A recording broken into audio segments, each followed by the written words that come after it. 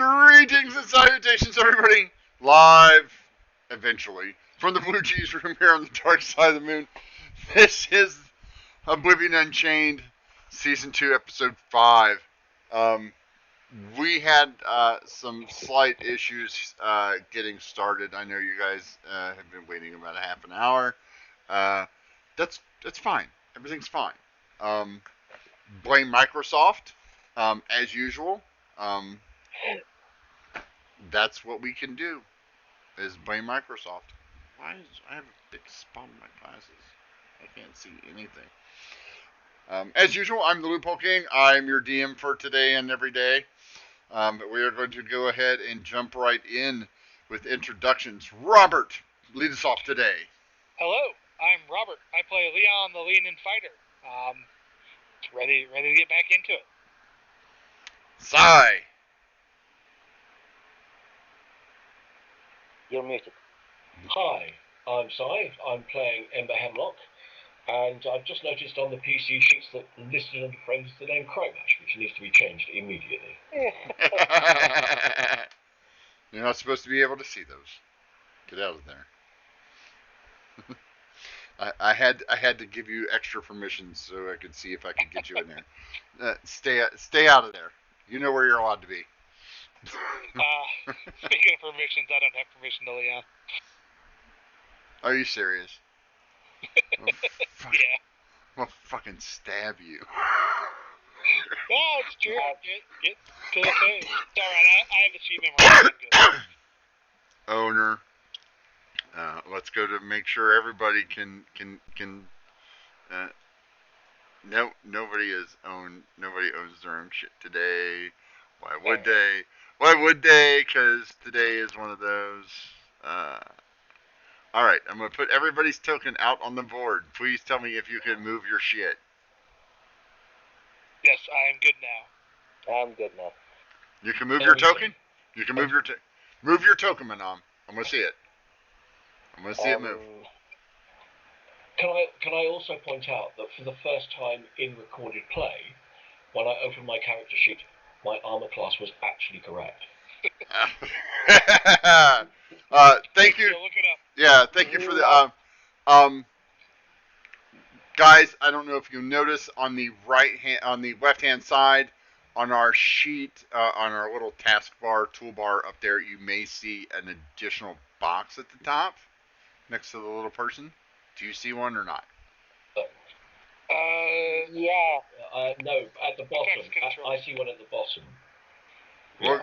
It looks like a crosshair in a box. I don't see that one, but I do have access to the effects master now. Yeah, well, don't do that. Oh, okay, I'll do that. Yeah. Like if I touch anything with like item, it gives another window with it. Yeah, don't. Those are things that have to be. They're additional stuff that's been added to the program. Again, I'll have to go through and do all the. King of Demons, way to go! Yeah, screw Microsoft. Down with Microsoft.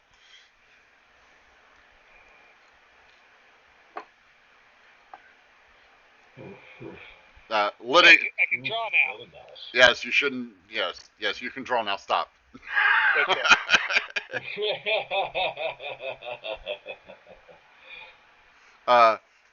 Yeah, no, yes, you guys have permissions to do some things that you normally don't have permissions to do, because I'm not worried about doing that.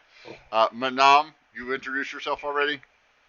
No, still, hello everyone, this is Hamad Salama. I play the Jorgal, the Triton, and I'm back.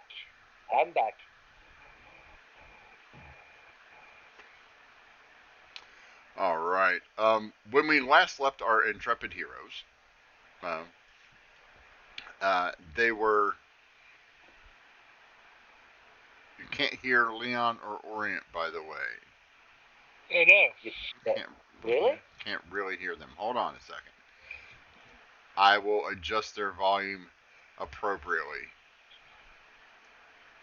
So that's super loud for me and everybody else can hear you for some reason. I don't... Stick some cotton balls in your headphones. Well, see, if I turn it down,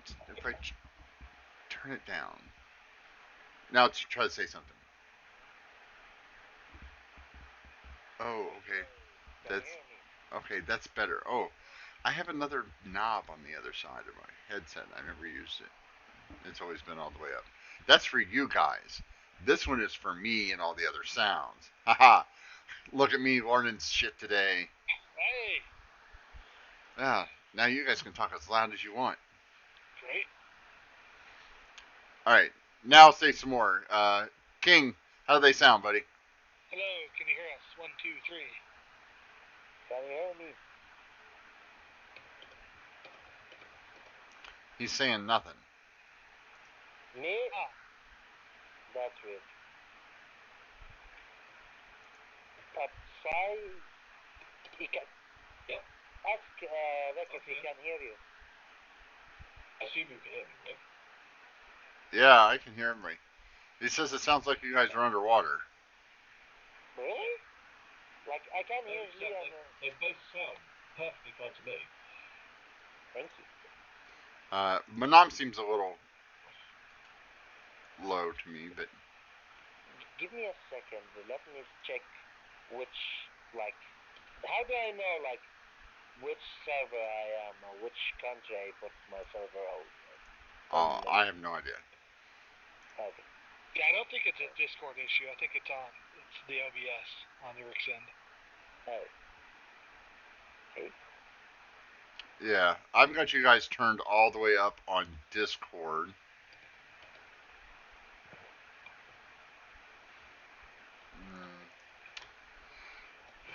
Let me see if.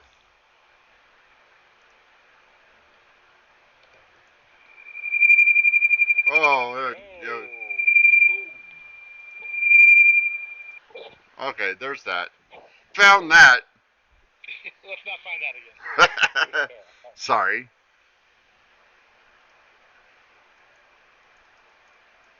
Let's try this.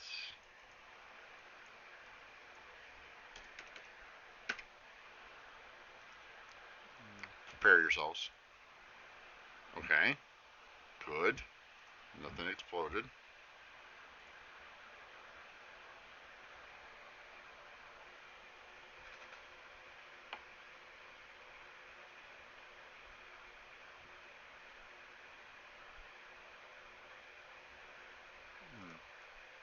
Okay. Okay. Okay.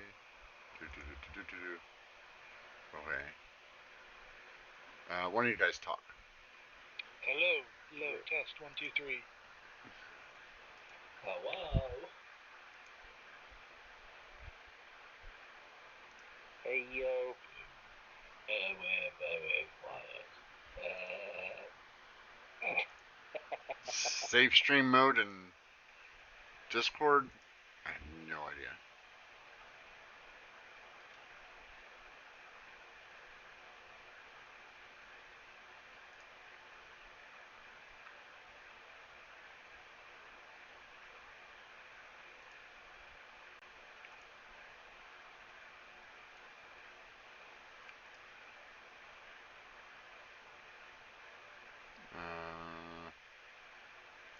Voice and video.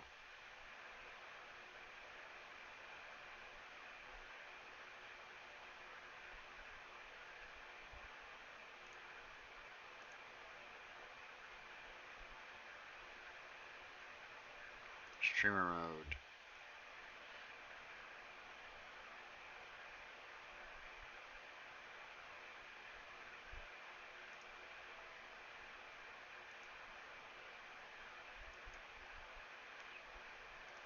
Okay, now we're in streamer mode. Let's see if it fixes.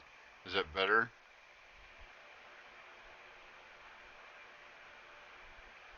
Guys, let's hear some. Hello, 1, 2, check 1, 2, 3. Hey yo. Hopefully you can hear me as well.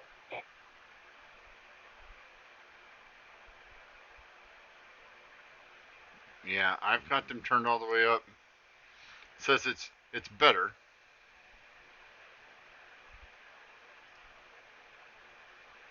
Uh,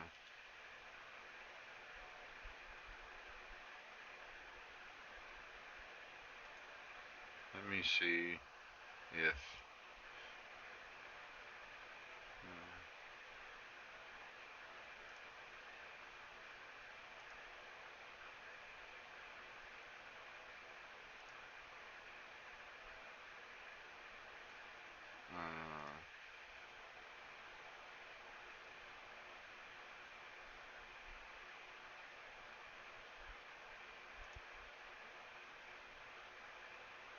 Yeah. Okay.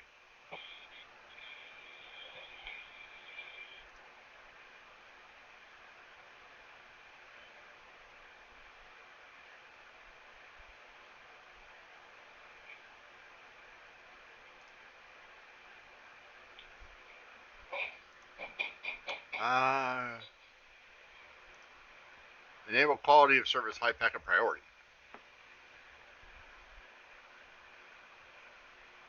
Alright, try it again, guys. Hello, check 1, 2, 3. Hey, yo. No, I can't hear my sound. Yeah, do have an echo now.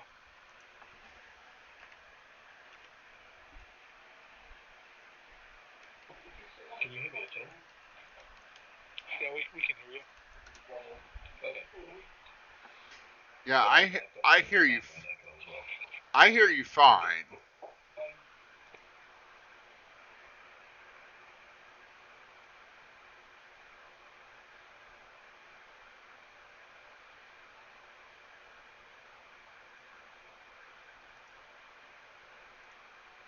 Okay. That's not.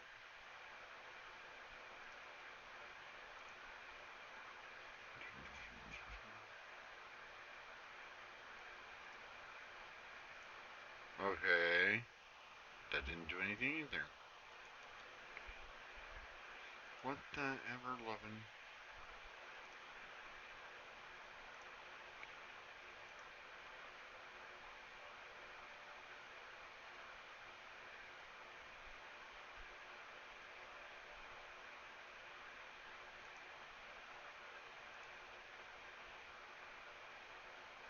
Yeah, it's coming out of my headset.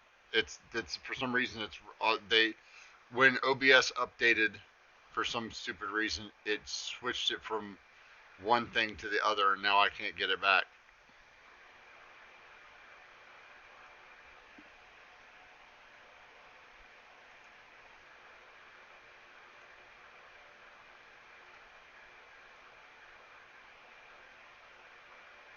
Yeah. It's I have one bar for everybody instead of two separate bars.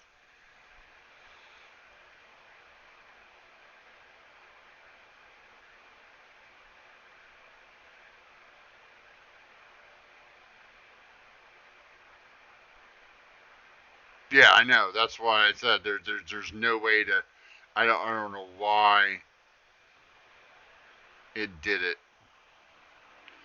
like that. It's an OBS.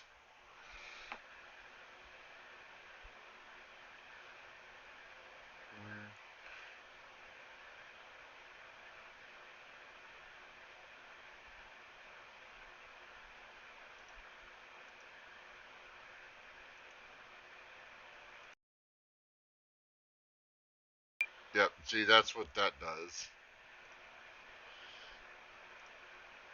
Let's see if you guys. Yep, just not.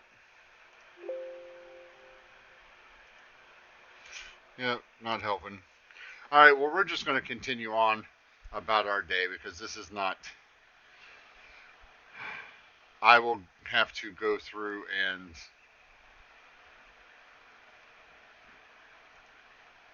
unfuck this again because that's what happens. Stay safe, friend.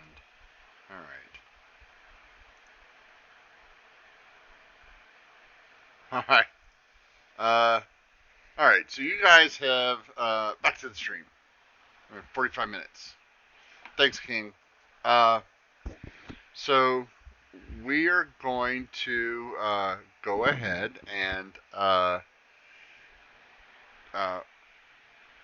Manam, you're all caught up. Robert, you're all caught up, right? We don't have to go through the. Nope, I'm good. Me too. Hey, we lost mine. Isaac. If that was a prank, it was well timed. Yeah. What?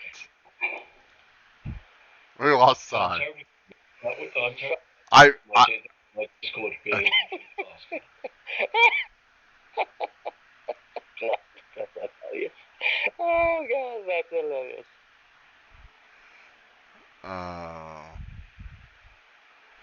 This is just. What the hell just happened?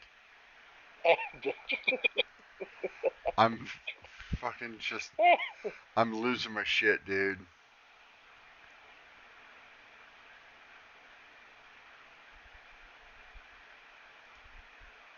Yeah, we are hearing an echo now. It's getting kind of bad. Is it? Yeah, when one of the three of us talks. Yeah, I've got the same echoing. Okay. It may be just your all's volumes, but why did the camera just go wonky? You know it? It's Friday the 13th. Oh, it is, isn't it? Why are there two? Absolutely, and I'm expecting Jason Voorhees to appear at some point. Why is there? Like COVID protocols. He's got to work remotely, so he goes after the tech.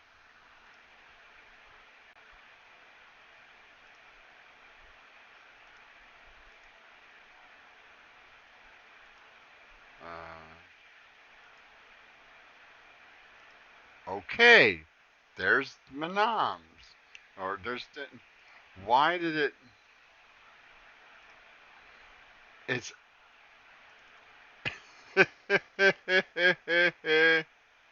What? Nothing. It's just. I. I don't know. I don't know. It's fine. Everything's fine. We're all fine.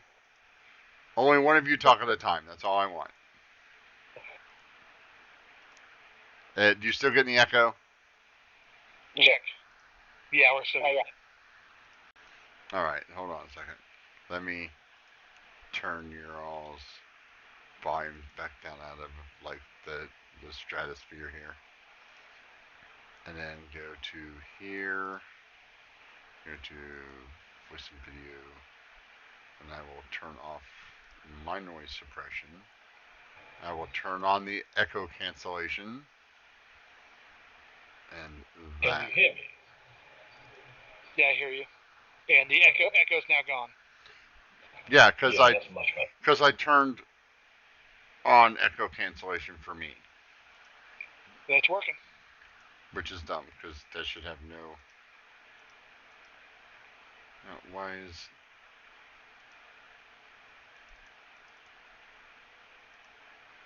Ah, okay. Now I'm back in OBS.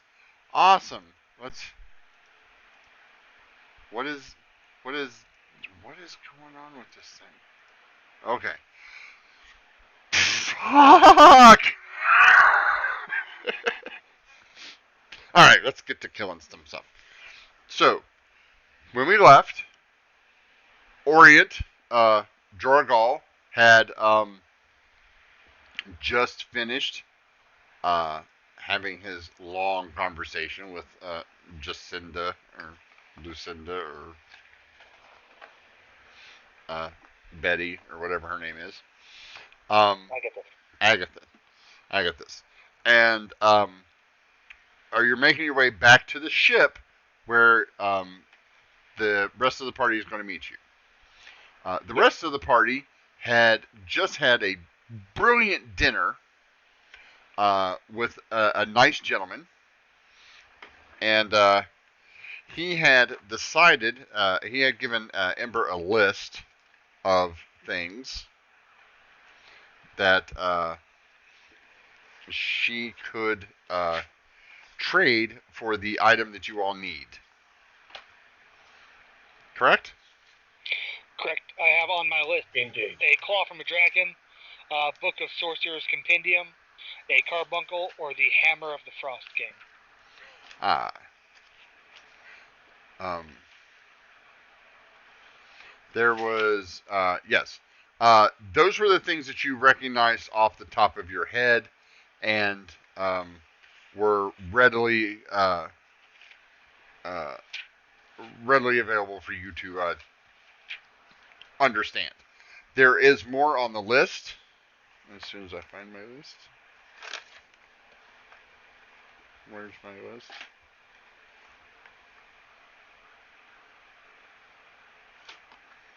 That's not your book. That's not your book. That's not your book. Of course not. There's your book. Okay. Because it's going to be one of those days, right?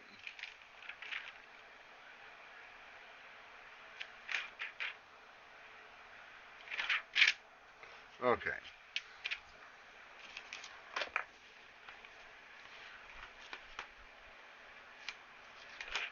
I have to find my notes for you guys. Which is... Right...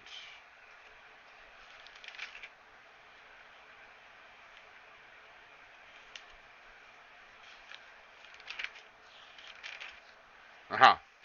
Found it. Good going.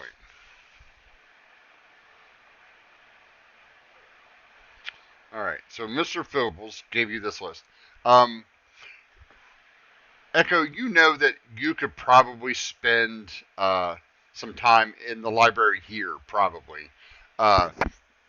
Probably a couple hours and research the items that you know, and probably find out a couple of the names of research some of the more exotic names on the list and see if any of them are closer or less dangerous.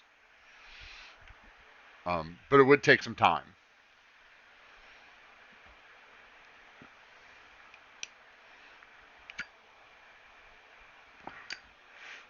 Leon, you are completely under the impression that helping Max kill the giants will get you the hammer. Because it's giants. It's a hammer of a giant. You want to go kill giants. They're from the mountains. That's like your big logical leap, right? You had me at kill giants. Yes. Yeah. Yeah. But I'm just saying that's Leon. As she reads off the list, you're like, we told Max. I know where to get that. Yeah. Yeah. Leon's like, yeah. I bet you we can find some of that other stuff in the Dragon's Horde too. Bet you he's got some cool stuff. Yeah. Like all things Leon points to back over by the mountains to kill big things. Like that's kill big things. Yes. Why are we waiting? Yeah, that's and I'm sure that on the nice carriage ride back to the ship, that is the discussion the two of you have. Right.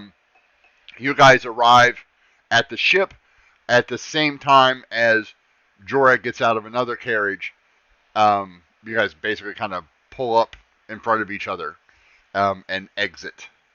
Jorah, your conversation basically was you spilled your guts. Everything that you know, you told her repeatedly. Yeah. She asked you to repeat everything about 2 or 3 times. It took you a good 5 hours for her to get all the information. You told her about the orbs. You told her about Ember. You told her about her daughter or her sister. You told her about the mage. You told her about you being a clone. You just went into everything. And told her that there might chance there are because Chromash said that wizard can revive him and kill him again and revive him. So he might be revived and bring here again. So yes, she need to prepare some measure to deal with Chromash. Well, she sends you on your way, telling you to go ahead and meet your friends, and she has things to take care of. She tells you specifically she is going to go meet with the council, and let the the council of the Guardians know what's going on, that they've been infiltrated at the highest levels. Um, and she said there's probably going to be some work for you guys coming down the pipe, right? Right? There's going to be some things to do here shortly, right? when she says like, we have a giant to kill, we have orb to find, and we have a chalice to find. Well, you found the chalice. Oh, okay. Yeah. Well, I'll let the guys tell you that. So you guys get out.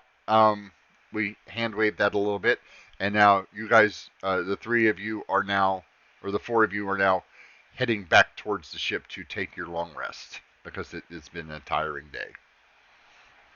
And Leon, you're stuffed, and, I am. you have a large sack full of food. I do. I have distended belly and a big doggy bag. Yep. Right. Oh, hey, Jor, I got you something. Got something for you. Oh. And I will pull out it is +1 plate armor that I will hand over to you, all nice and shiny.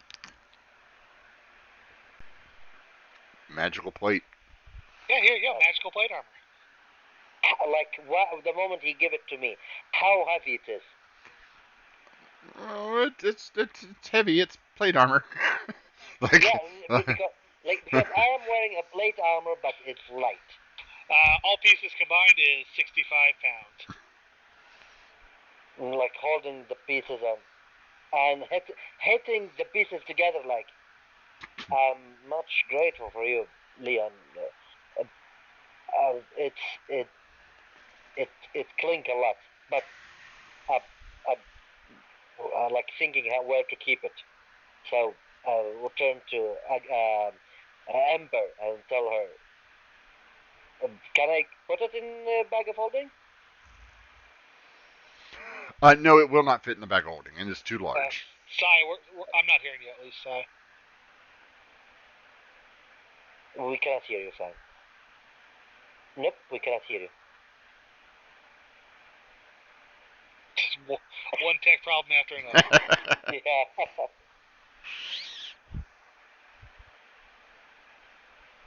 We still cannot hear you. I'm hoping that's better. We can hear you. There you go. Oh, yeah. Okay. Yeah. All I was going to say is, I think that, I mean, we just need to. Why don't we sell these items? Like, Yeah, we have to be honest with you, I was just thinking that. I mean, either Agatha can sell them for us, or I can probably pass them on to Theda and do a deal. Yeah, I will like. Okay, she will get mad at me. So another thing, Orient, Sai. Yeah. Background. Yeah, the background is a little. Orient, she told you guys now have a 30% discount on everything in the store. Yeah, I'm gonna tell the party. So why don't we go back? We have already. She gave us a 30% discount. Why don't we return to her shop? And we have a lot of items. Let's like. I don't believe we needed all of them. Like I have it's vitally important at some point. Like I'm sure that Jorgal walking with a backpack holding now one, two, three armor, fully armor, and three shields. Yeah, you're not moving very fast, by the way.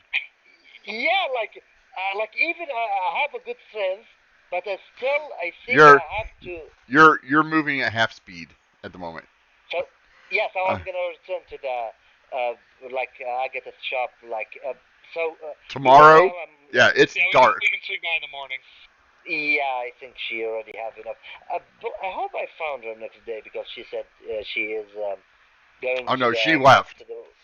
Like, well, you don't know, but I mean, yeah, she won't be there. Yeah. You're pretty.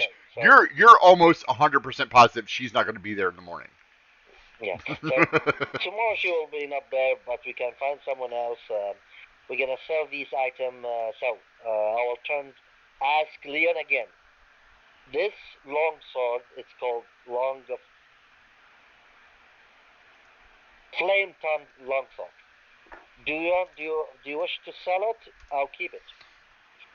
I'm good in the sword department. I mean, I can carry it as a backup, but I probably wouldn't get much use out of it unless something happened to my main sword.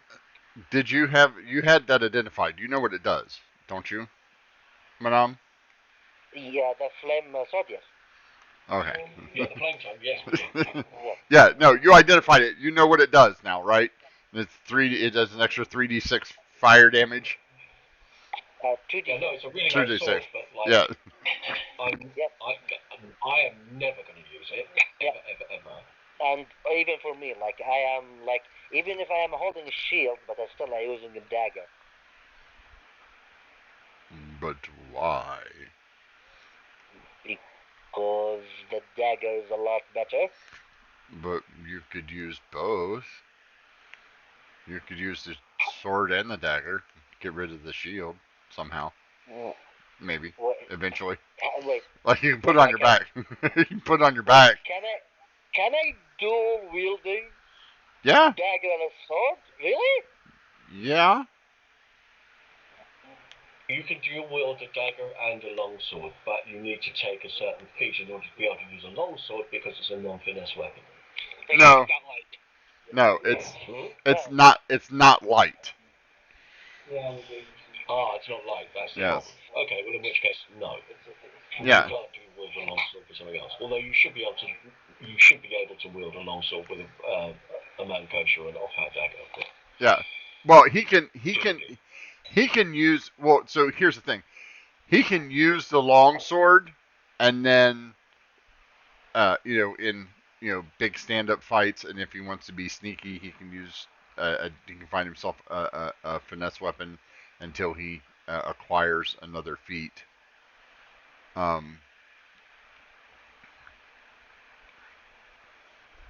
Or I would be fine with you retroactively.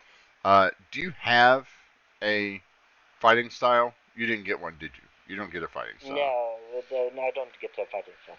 Yeah. So. No. I mean, Like even isn't Warlord technically a martial class? Surely you get. Yeah, they no. don't because he gets so much other stuff. Yeah. Yeah. It I suppose barbarians don't get one either. So. No. Yeah. Rangers, paladins, and fighters. So and I don't want I have a lot of items. Yeah. So But you don't have a very good dagger now, do you? I have good. I have talent plate. Oh, you have talent now. Yeah, that's right. You do, Yeah. don't you? And Oh. it's good when I combine it with the other spell, like the dagger of I don't know how to pronounce that one. Oh, did you guys see that? Go to your inventory and hover over one of your items. Yeah, I see the pop out on the left now. Yep. Yeah, I've already noticed. It's cool. So yeah, I have the I don't know how to pronounce it. So yeah. Yeah, and you have your new armor that lets you do things too, don't you? Yeah, I have the armor that can at least I can stealth, and if I wanted, I can. Yeah, but that's it. It give me. Yeah, and it doesn't give any creature any critical hit on me. Mhm. So yeah, the armor I'm wearing is and the shield, the spell guard, it's awesome. So. Yes, but you can't use that shield. Why? Because you already have your other shield. I removed the other shield. Did you remove the curse? Wait. Do I have to remove curse? Yes. Well, it's the not curse. Wait. You said that it is not really cursed. It just make you tell the truth. Yes, but it is technically a curse. It is a quote cursed item because it's classified as a cursed item. But the paladin didn't consider it to be a curse because he's a paladin, right? Question: would that have been? That would not have been cleared out by Max's wish at the well? Oh, it would have. Yeah. No, because he put it back on. Because he didn't have another shield, did you? Like I didn't know it's because you need to attune it. Okay. And we didn't say, yeah. Okay. All right. So, yeah. So we'll fix that. So you do not have that one anymore. You can use the other one, the spell guard. Yeah. Um.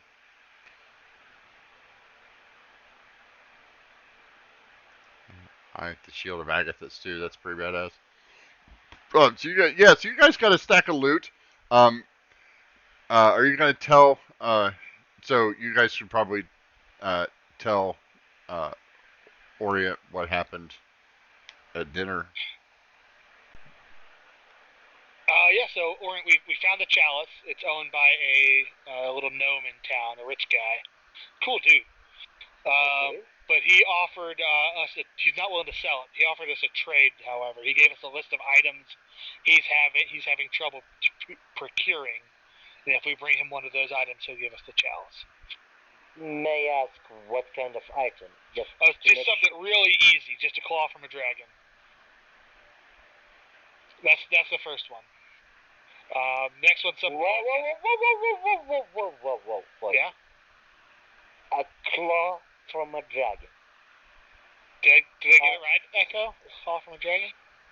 He didn't specify what size dragon. There's no dragon. There's one. You told us that before, and You know a dragon. No, he didn't. He didn't tell you that. he didn't tell us. Yeah, there's no dragon in this world. Yeah, we flew by one earlier. Remember when we were on that goddess? Not you, Echo, the other goddess of the forest. Yeah. You guys didn't see that dragon we flew by? You saw a dragon while we flew. Yeah, it's just a little one, little black one over there. A little. Well, it's hard to tell. It's perspective and all that. We are far, in the sky, and you're able to notice it. Yeah. Perspective. Yeah. To be fair, he noticed it because he didn't have his hands over his eyes and he wasn't screaming like a little girl at the time. His armor have a freaking million eyes.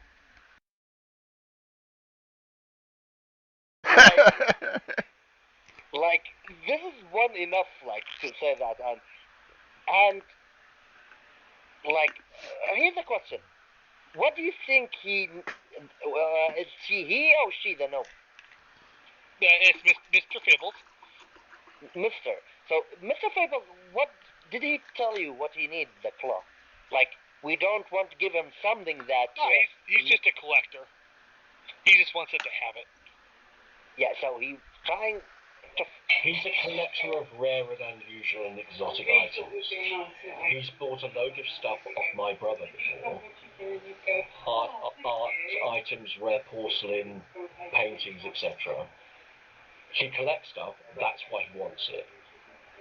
But we have a whole list of things. We don't have to get all of them, we just have to get one of them. Okay. So we can either get the claw or we can get the hammer of the Frost King. Both of them. I think we should do that one. Both of them, telling me, we are going to our death. You've said that so many times. And we almost die every time. But for some reason, we've been loved by whatever creator that we able to make it. So... Excuse me, what? I'm a goddess. Yeah. Why do you think this is all working? And maybe she is the one of them. Take a point of inspiration here, Sai. That's whatever deity is watching over us. Hello. She just kind of raises her hand a little bit, I am a goddess. Over here. So. Why do you think you're not dead yet, jackass? So what the detail you know about the hammer of giant frost? Well, Frost King sounds like a giant. It's probably a big hammer, so I think we go clear out those giants that Max is talking about, and then we'll be good there. Just to be sure. How much I know about giants, DM? Nothing. I don't think I don't know. Nothing. Nothing, right? Nothing. Yeah. But I know that only what you've witnessed in the fight against the giants that you've already had. They hit really hard. Yes, they're big. They throw rocks and they hit hard, and they have large animal companions that are also large and hit hard. What if go to that dragon and somehow we able to talk to it to to give us one of his claw. Oh God, Rig. Yeah, that sounds easy enough. I think the first thing that we're going to be doing is we go to the magic shop, we get rid of all our stuff. Second thing we do is we help Max and we go after these giants. Third thing is we then go further north. We go to Castle Valinor, where Leon wants to go, and we need to drop Brago off. Well, we'll have to come back here to get the chalice before we do that. We can't go north. It's too long a trip. By then, I think by the time this all occurs, I might be able to do something about our transportation situation. All right. Step one. Let's get some sleep. Yeah. Okay. So, why am I staying on? I'm not staying on the ship. I'm going to my brother's house and staying in a nice, comfy double bed with all the creature comforts and luxuries. I'll meet you guys back here in the morning. You're welcome to it. I'm sure that there's a room available for you. But if you prefer to sleep on the ship, be my guest. Do you need a bodyguard? Who, me? Yeah. No. Yeah, Max is going with you. Okay.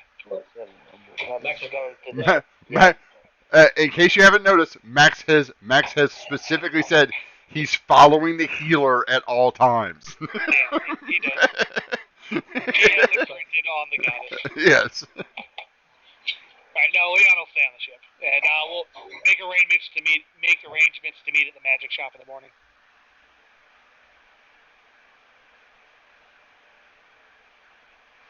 So, Leon and I are going to go to the ship with me? Yeah. We are at the ship already. Oh, okay, sorry. That's where the carriage dropped us off. Yeah. So Max and Ember are heading to the cheese factory. Well, adjacent to the cheese factory. Yeah. So no, what I'm going to do is I'll chat with these guys on the docks, and I'm going to get to the end of the dock, and then I'm going to summon a carriage, and I will get a nice carriage to take Max and I to my brother's place. To the house, not to the warehouse. Yeah. No, you're totally okay. Everything's. So before I hand wave, anybody have anything they want to do tonight that's imperative, not just like sleeping and looking at their stuff and that kind of thing? No, I don't think so. Nothing for Leon.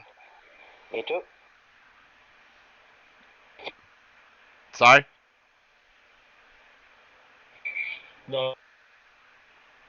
Okay, so we will hand wave. Everybody gets a long rest. I think I've already applied it to you. It didn't go through for me, so I'll do it here.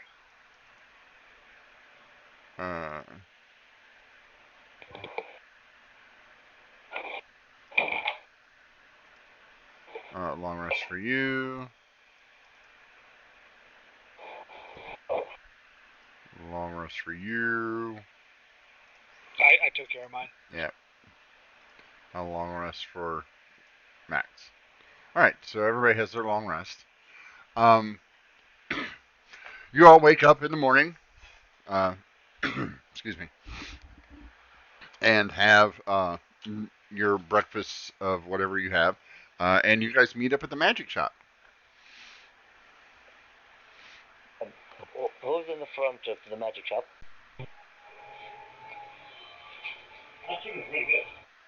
Probably Terrence. Yeah, it's Terrence. Yeah. Terrence, I'm sure that Agatha's already left, but Yeah, to be sure. she left right after you did. Okay. Okay, turned, and I will pull almost the item that I have, but I believe I'm gonna keep this sword, so like I might use it later. So what I'm gonna put down is the long sword of warning. Okay, hold on. Let me. Jory, you also would have noticed the plate armor I gave you has the insignia of the Colt on it. I think if you give it to me, I thought I might punch you in the face. Well, you must have missed it because you haven't punched me yet. Yeah, then I didn't saw it. Okay, Like, the long sword. As you take out the plate armor, you do notice this time because you were worried about how heavy it was. You do notice that it does have the huge insignia of the Black Sun on it. look to Leon. That is the Black Sun. This is the cult armor. Yeah, we found some cultists yesterday. That you failed to mention to him last night. You found the cultists that... Yeah, where do you think I got the armor from? Like, look to my armor. Like, how many people we fought, we met. That's all right, we took care of them. Yeah, all three of them. Thank you, first. Then, do you want me to wear this armor? I just thought it would... First, yeah, thank you that you're thinking about me and you know I'm wearing armor. Secondly, the armor that I usually wear is light, stealthy. Just to be, like, do you get me, Leo? Oh yeah, I know you don't like pain, and this would protect you better, so I thought you would just like not getting hit as much. Yeah, because I'm not sure about myself anymore. So I will turn to Tarian and put the armor. So here what I'm gonna put. I'm gonna put the long sword of warning. Okay. And I'm like saying, I believe we're only the people in the shop, right? Yes. Yeah, so I'm gonna say that out loud if anyone wanna stop me. I'm gonna put the shield of truth.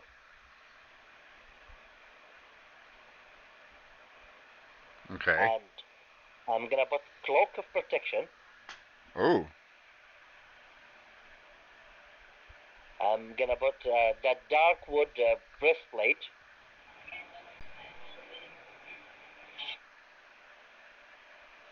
Okay. I'm gonna put Mesium plate armor.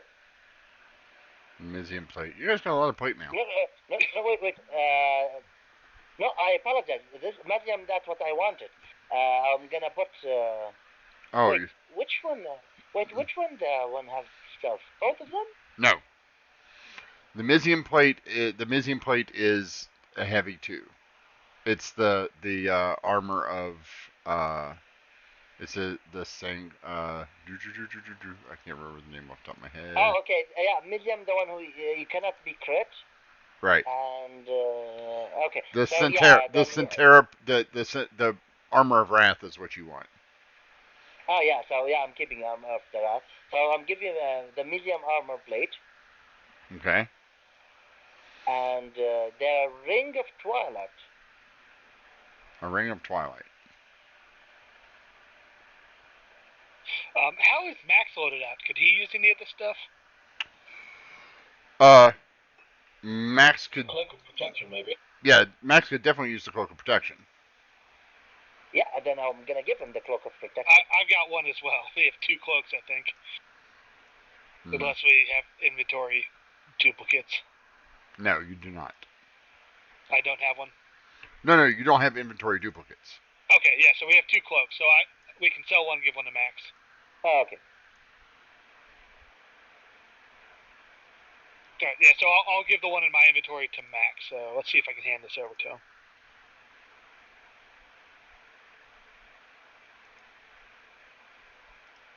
Okay, there ring of, I believe, for anyone remember, ring of Twilight, you no longer need to sleep. So it's a really nice ring, but at the moment, my 3 attunement slots are completely filled. I enjoy sleeping too much. And frankly, I can't see myself giving up any of the things that I'm currently attuned to anytime soon.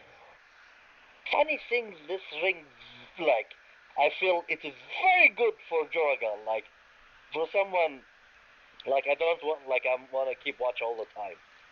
But at the same time, no, I don't think, like, Okay. mental So, health. Yeah, I'm gonna put the I tell you what you might want to do is just keep the Ring of Twilight in your inventory just in case we need it in the future. It's a small item. It's not like we're carrying around a big set of armor or anything. It's a few an ounce or two in weight. Okay. You know, if you want to store it, you can store it in my bag of holding, or you can just keep it on you, whichever you want.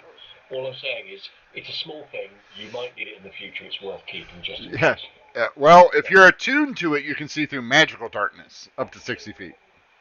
Oh, really? Yes. Yeah. Oh, yeah. You can't be put to sleep. You have sigh. You can't be put to sleep by any means. Your eyes become slowly like you gain dark vision out to 120 feet if you don't already have dark vision to 120 feet, and you gain the ability to see through magical darkness. That's good. If I didn't have a Ring of the Fae on, I'd be wearing one of those. The problem is, I have like the 3 items that I need is like equipment. So like the blade, the talent blade, the plate armor, and the spell god shield. So yeah. I would suggest just keeping it in your inventory, simply so that, for example, you may really badly need it. You can always detune from the shield, and then retune back up again. Yeah, that's yeah. I will keep the ring. Okay. And I believe I will not use Shield of Agatha. What about the circlet of cloying? Circuit of Cloying. That give me a friend and minor illusion. Okay, it's just like it's one of your attuned items. No, it's not attuned. Never mind. Okay. So I should give Agatha the Shield of Agatha. No, that's not the same thing. No, I'm like just as a character, like thinking like I should give it to her. Actually, I will keep the shield. I'll keep the Agatha's give. Like if I one day saw Ember. Sorry, not Ember. Ebony. Yeah. Okay. Yeah, I will keep the shield. Yeah. Okay. So yeah. And what about your regular shield? Yeah, I'm giving the shield, the scimitar, like I'm trying to light myself. Yeah. Sounds good. I will.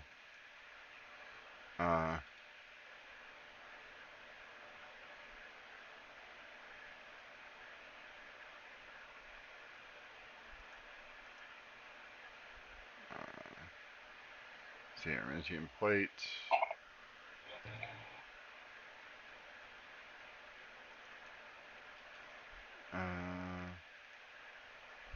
And it won't let me delete them. Stop. You click the lock at the top right of the character sheet. Yes, I did. Okay, then I'm stumped. That's what I'm saying. Like,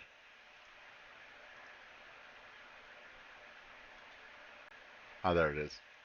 Delete item. Yes. Delete the Mizium plate. Delete the Darkwood shield. The Curse shield. And yeah, while holding the shield. And the flame tongue. No, I will keep the flame tongue. I will keep it. Okay. I feel one day I'm gonna need it for like. The long sword of warning. Delete it. The scimitar. Delete it. Your regular shield. Delete it. Okay, and the Cloak of Protection I moved over to Max. Yeah, and there one, I believe, Leon will sell it. Are you gonna sell it or leave it with you? Still deciding. I might keep it myself. Ember, is there anything in your inventory you wish to unload? I think the wizard's medallion I can get rid of. I'm never going to use that. The boots of the hinterland I'm going to keep just in case we end up in a cold weather situation. And I think those are the only magic items that I've currently got on me. You have the bag of holding, the bubble, the bubble bulb, the bubble pipe, the gloom. To be honest with you, you can get rid of the bubble pipe. It's a nice, lovely little thing to have, but I'm never going to attune to it given the other things that I've got. So we might as well get some value out of it. Okay.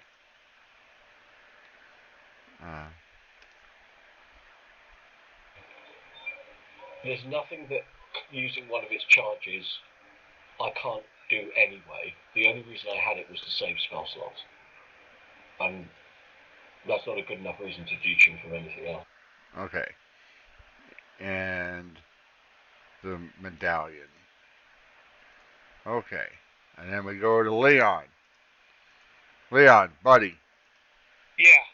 You got a lot of stuff here. I'm carrying a lot of shit, yeah. More than me? Oh, God. Yeah. I'm jealous. Yeah, Leon's carrying a cutlass, dagger, glaive, hand axe, javelin, crossbow, longbow, rocks. Yeah. So, you still have your glaive. Do you want to keep it? Hold on to that. You have a hand axe. You have a light crossbow, which you'll never use. Yeah, I have no bolts for that. Are you gonna sell it or keep it? What if I need it? That's up to you. You also have a longbow, which I'm a hoarder in real life, so it's bleeding over. Okay. Okay. No, we can sell the crossbow. Okay. It's a light crossbow. All right, light crossbow. What about the? You have a staff of defense that you haven't bothered to tell. I've told people about it. Nobody seemed to want it. You didn't want it? What? Staff of defense. It requires attunement, but you hold it, you get +1 to AC, and you get charges to cast a shield spell. Oh, I don't remember you said that. Maybe sorry if I forgot to, but I thought I offered it to you guys. I believe Ember might able to hold it. Yeah, it'd be a great item for Ember, but if she's already full up in attunement. What item's that? Sorry? Staff of Defense. Requires attunement. While holding staff, you have +1 bonus to AC. 10 charges. You can cast Mage Armor for 1 charge or Shield for 2 charges.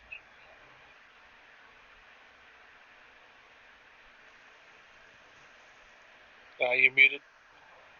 That would be really nice from a defensive point of view, but I've got I've got my hands full of loot, and yeah. I think she's got braces of defense. Yeah. If Max wants it, staffs are great monk weapons. That's very true. Yeah, actually, because right now he's just using his unarmed strike, and he can use that with the. Because he's not attuned to stuff, so we'll put it over here with Max. Yeah. Well, the other thing is that also gives him a really nice little bounce and AC boost in combat, because he can cast shield to just deflect the occasional blow to help him out. So that's a really good thing for Max.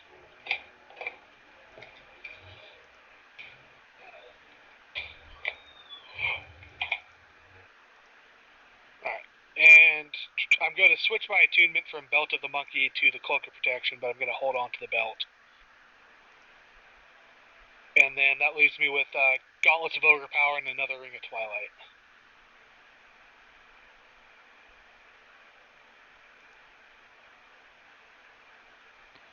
So you're keeping the belt of the monkey, Yeah, I'll hold on to that. the medic gloves, the gauntlets you're wearing, right? No, I'm not wearing gauntlets. I already have strength of 19, so those don't do anything for me. So you're gonna get rid of those, or? Don't you have the medic's gloves on? I do have the medic's gloves. Those are non-attunement, so I'm holding on to those. Sure. What about the? I would have thought you'd be normally wearing those anyway because it's non-attunement. Yeah. Well, no, I'm saying, are you giving up the gauntlets or not? Yeah, I'll give those up. If Max wants them, if he wants 19 strength, he's got them. I don't think it affects his attack or anything, to be honest. It's like finesse, so he could choose either or. Yeah, I guess he could use them. And those over to Max. Equip those.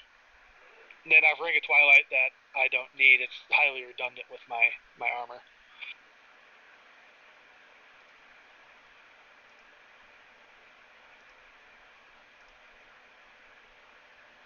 Okay. Let's see if I can fix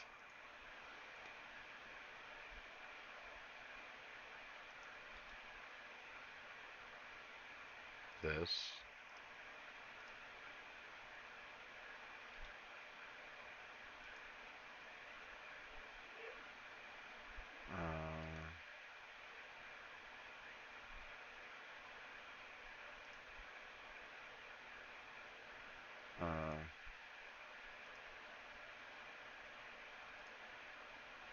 I have to mark proficient. There we go. And I have to go down here to attunement not required, attunement required. And save that. Okay, so now he's attuned to that. He should have a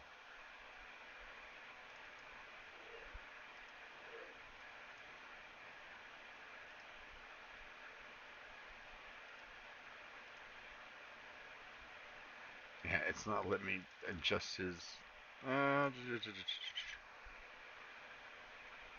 is the little duty that lets me change his it's not letting me change his armor class.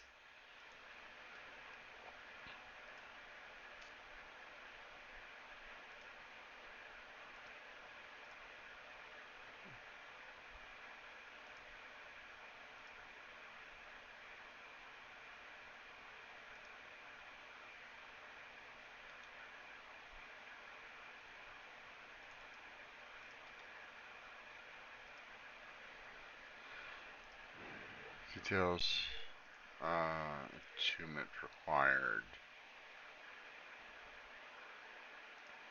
effects.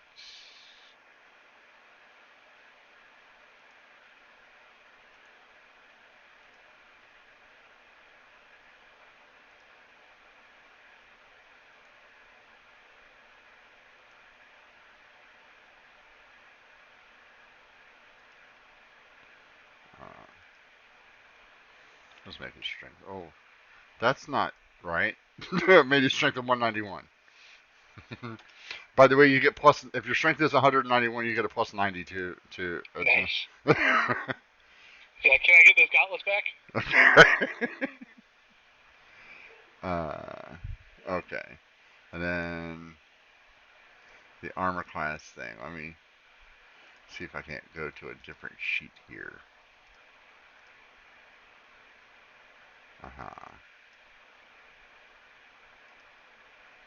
No, it still won't let me adjust his armor class without using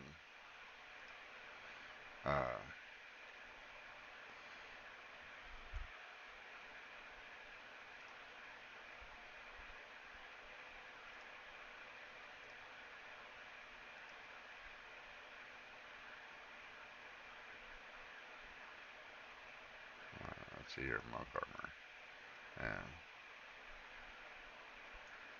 then Seem to have lost.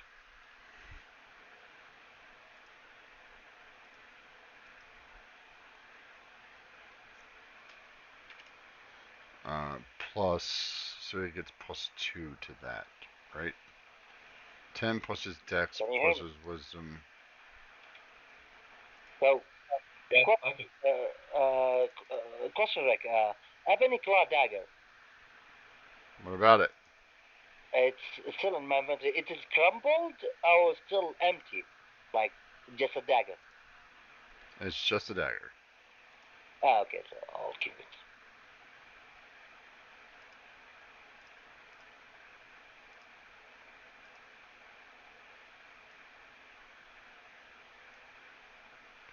So many sheets, so little time. Yeah, it's not. It says it's. So it says his armor class is a 16, but it's actually a 17. It won't let him have the staff of defense. Oh, attuned to item. Attuned to item.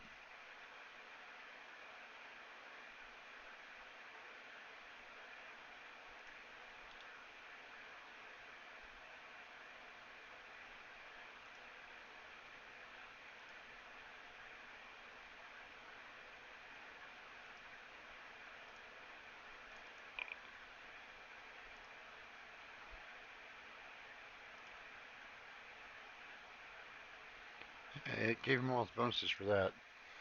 It's just I'll have to keep track of his armor classes one higher because I can't do anything about it. It's goofy stuff. More goofy stuff. So, all right, is that everything? Is that the full list of? I believe that's everything that we're prepared to get rid of at the moment. Yeah, thank you. Unless Terrence wants to buy some pickles. No, he does not. Okay, I eat the rest of my pickles. Okay. How long these pickles was with you, Liam? Trying to mean that pickles don't go old, they're pickled. Yeah, I can understand, but, like, does it taste good? Yeah, you want one? I'm gonna try one.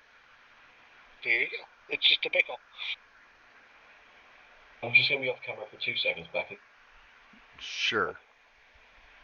So, I'm gonna test the pickle, Rick. Does it taste pickle? Man, it tastes like a pickle. Okay. It's sour.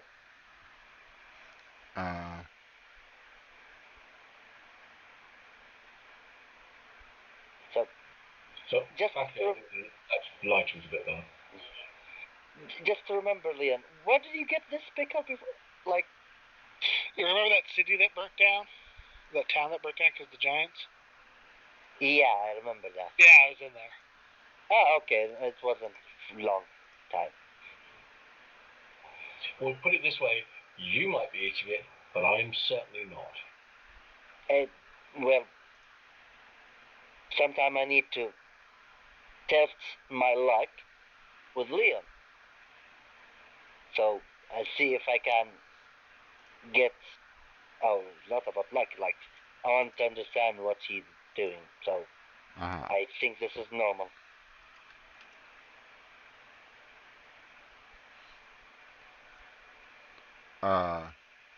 That seems a little off.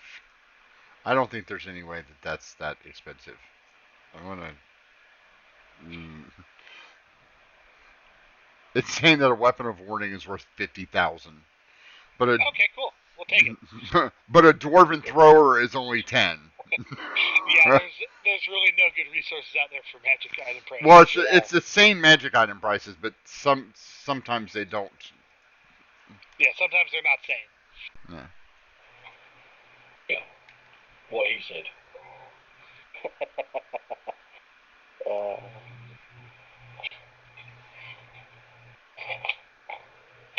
Like, I don't believe yet we bought something like the most thing that we find is like we found it, not finding a shop and buy anything. No, I know. which is kind of how it tends to work, because it's very rare that you can just wander into ye olde magic shop and pick up the exact items that you want, unless your DM is feeling particularly kind.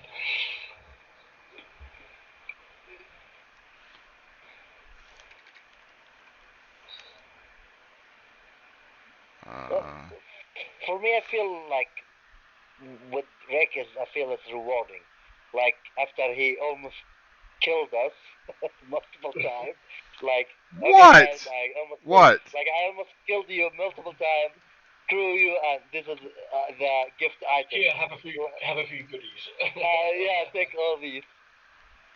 And like to be fair, he gave us really good stuff.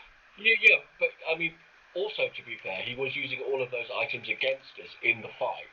So it would have been a bit harsh. It would have been a bit harsh to use all the items against us and then not allow us to have the items afterwards. That would be. Well, I'm just saying. Now you're just being nitpicky. Now you're just being nitpicky. That's all I gotta say. I'm happy. So I've got no problem if a bad guy uses a magic item. I'd just be a bit upset if after the fight it magically disappears, so I can't have it. Like swinging a sword or like fighting with a strange shield and armor. Like I wanted that. I'm gonna kill you. I'm gonna take it.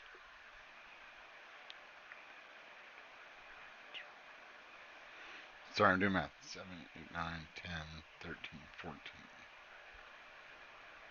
Alright, so break up my trusty rusty calculator here.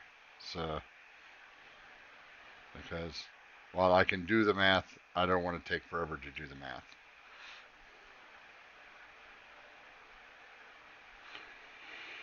Ten times 0.5 equals. That's not bad. Oh wait, sorry. It's not. It's actually.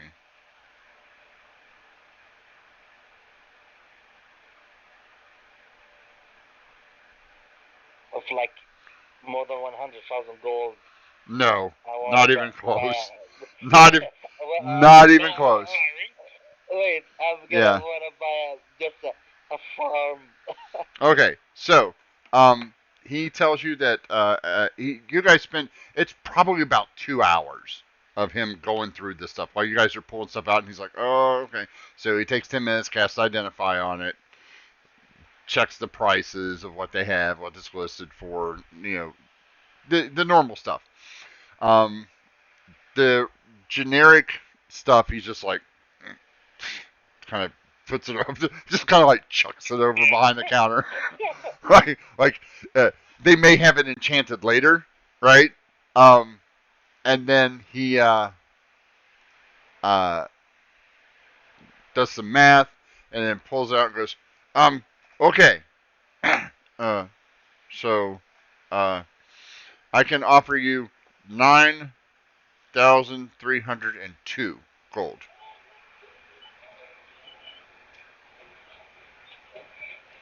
9,302 gold for all of it. Yes.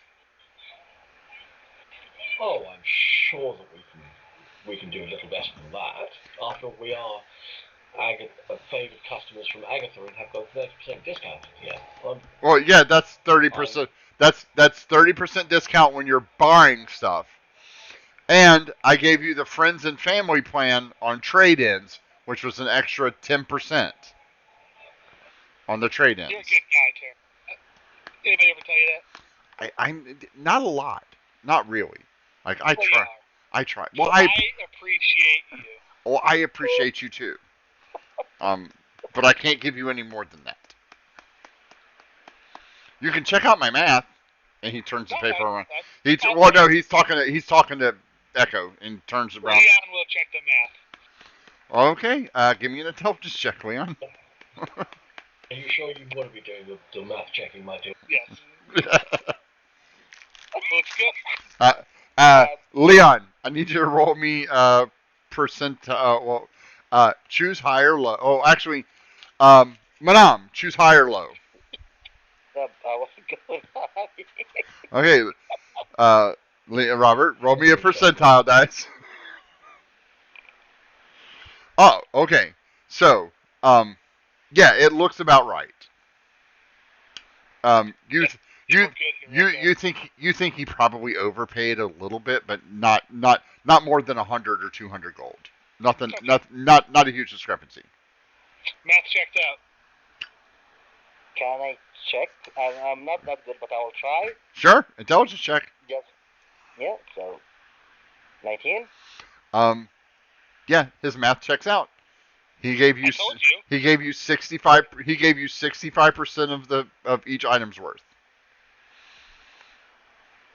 Um, I'm sure about your math, Leon. Like it just double the check. Just I trust you because I trust you. I just wanna like make sure your trust in this place.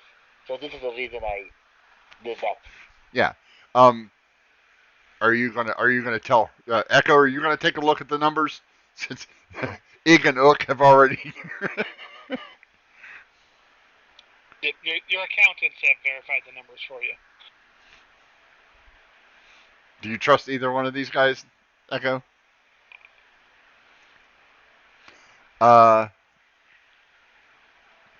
Yeah, no, I you have advantage on this because you have your memories back. You have done this kind of thing before. Like you have kept the books for your brother. Yeah, he gave you 65% on trade-ins. Like that's like at least 10 to 15% more than you should get, or up to 20 because a lot of times guys will give you 30 to 40%. You work for him, so you expected at least 50 to 60. He gave you 65, so. Okay, fair enough. And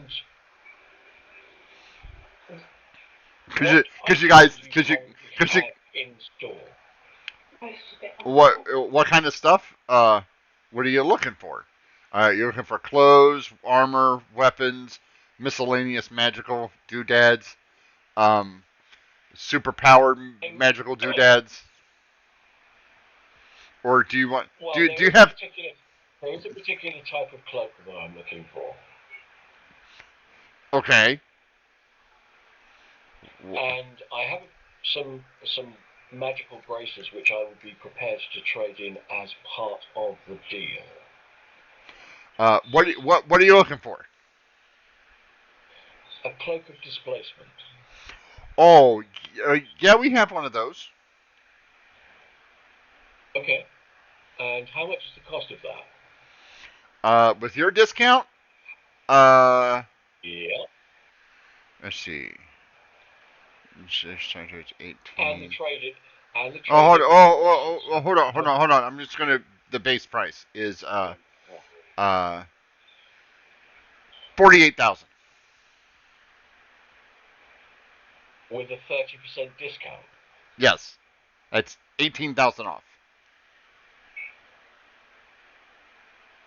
And you're giving me 9,300 for the items that we've given you. Well, yeah. Oh, there seems to be some sort of discrepancy between the valuations that you're giving me and the valuations of the items that you're selling me. No. But nevertheless. I mean, how much you sell the cloak of protection? How much do we sell it for? Yeah. Well, we sell the cloak of protection for about 4 to 4,500. You sell the cloak of protection for 45. So if I sell the cloak of protection, how much you gonna take it from me? I gave you. I gave you about 3,500 for it. Yeah, which is about right. Which is cool. Yeah. Okay, fair enough. Yeah, the Cloak of Displacement is 60. It's listed on these same magic item prices. Yeah, based on the like, I can look it up again. It's a really good item. Yeah, it's stupid good. I'll ask for for item that can help me with the stealth. Oh, like boots, like the boots and stuff. Yeah. Yes. Do you have it? I don't know. We have a lot of boots. Give me a persuasion check, please. Okay. Legion. I have this. Oh, okay, I have deception. God damn it. 13? 13? Yep. He spends about 5-10 minutes looking. He's like, I can't find them. I did find some boots, some slippers of spider climbing though. You want some of those? I need something to help me with the stealth. You see, I prefer stealthing, not climbing with my foot. I don't know what to tell you. Like, we only get what people bring in. Okay. No, I'm not saying you have. Well, that's a problem. But I'm telling you what I prefer. So, thank you.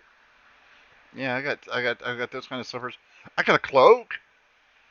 That'll do that. I know I got that. It doesn't need attunement. Well, yeah. I mean. No. I think we still have one of the rings that makes you invisible.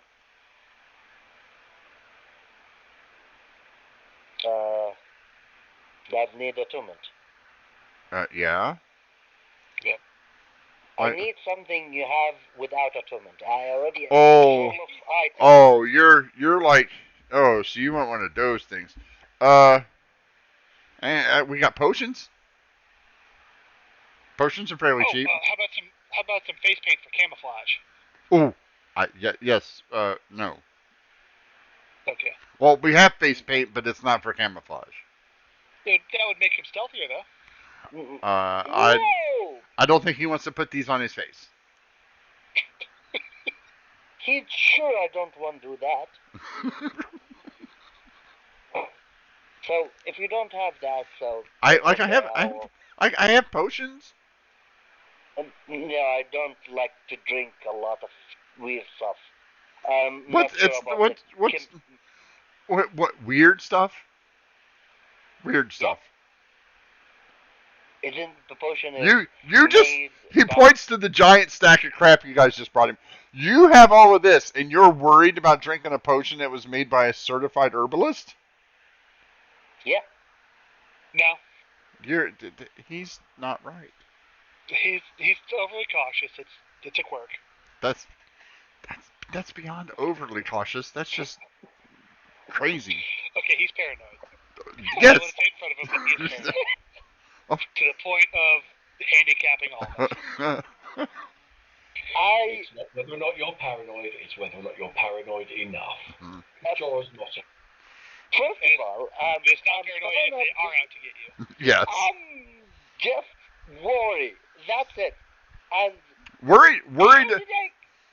Like I will take one of the potions just to prove to you that it is safe. I didn't say I don't want them. Okay. Are you forcing me to No. I asked him to earlier? How do I cripple you? Like tell me when you never let us do what we want to do. You hear yourself. Like here it comes. Like every time you do something, you almost get us killed. But we've never been killed.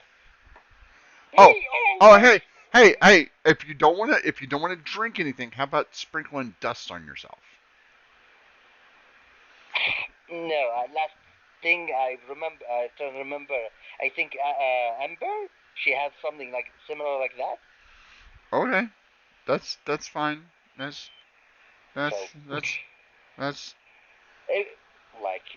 wait, if you have potion, right? Like health potion, not potion make you like invisible. Invisible. No, it makes you invisible. It is make me one time. It make me invisible. Isn't that more?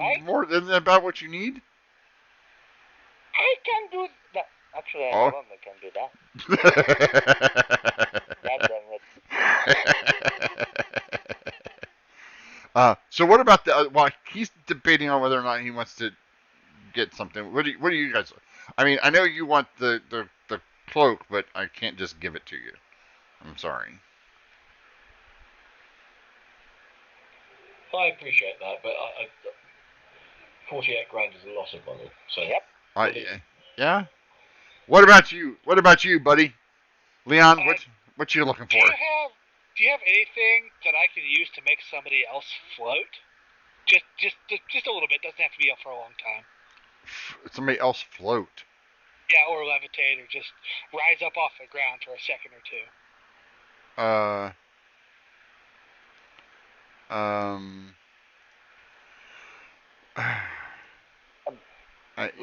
Wait, I'm sorry to cut you here off.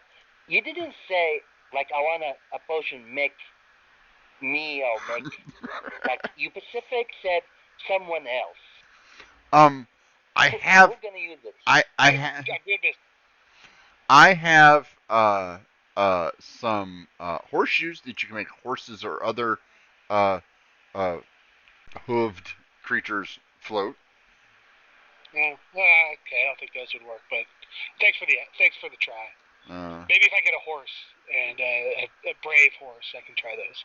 Like I got boots that you can make you fly. Like I don't know that you can't use like scrolls and wands, can you? I've never tried, so maybe I could.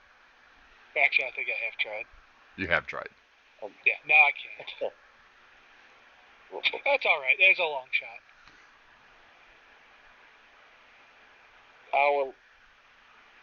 Do you have any health potion? Like, oh, I do.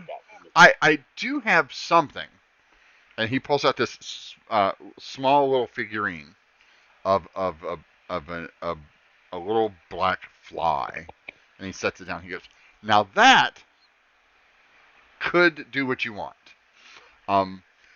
Once a week, I think." He goes, "Let me get that." He pulls out a little scroll that reads that he starts reading. He goes, 2 days. So once every 2 days for 12 hours, this will turn into a giant fly that you can ride. So I'm assuming you could probably pick somebody up. Okay. How much for that? It is.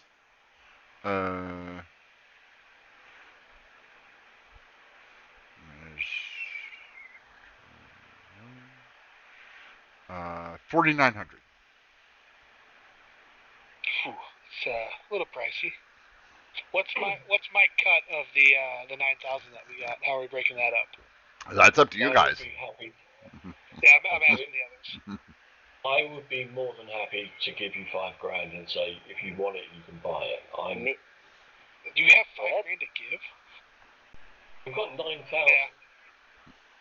Yeah, the party has 9,000, and they're going to spend it on Leon to get an ebony fly that he can ride for 12 hours every 2 days, so he can pick somebody up and drop them. Yeah, this is just for a joke. How much money do you currently have? Before this influx of 9,000, I have 460 gold.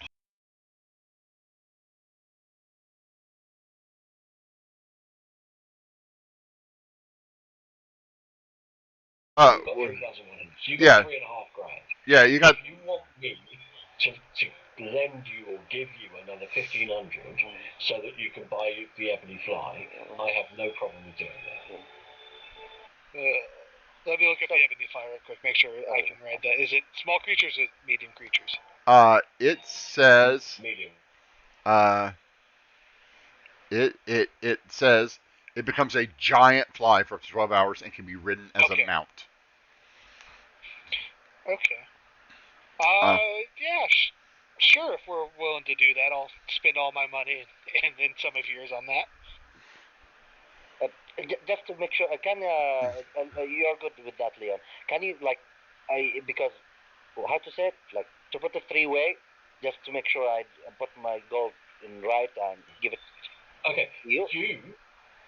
You, Joragal, has got Yeah. 3,100 gold. Okay, 3,100 gold.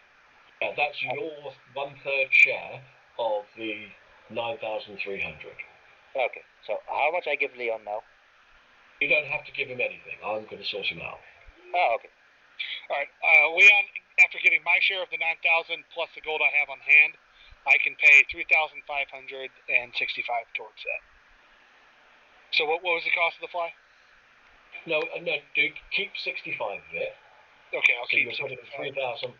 You're putting in 3,500, and I will happily donate the other 1,400 to you. So I'm just going to add 1,700 to my total gold, and you get the extra 1,400 to buy the fly. Okay. And that'll leave you 65 gold to buy, pay for inns and food and bits and pieces. Okay. Sounds good. Thank you. Okay. Items. Import.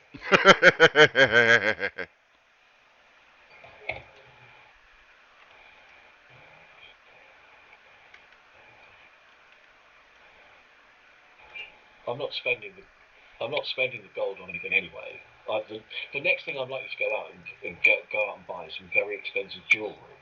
So I'm not. You might as well be using the fly rather than me spending 5,000 gold pieces on a really nice necklace. Yeah. Well, Leon has blown all of his money on a stupid purchase. Somebody better buy some healing potions. Yeah, that's what I'm gonna do now. I'm gonna buy a lot, because Ember have healing word. You have I love second wind. Joragal needs one of us should be responsible and get some healing potions. Yeah, so Joragal will do that. So,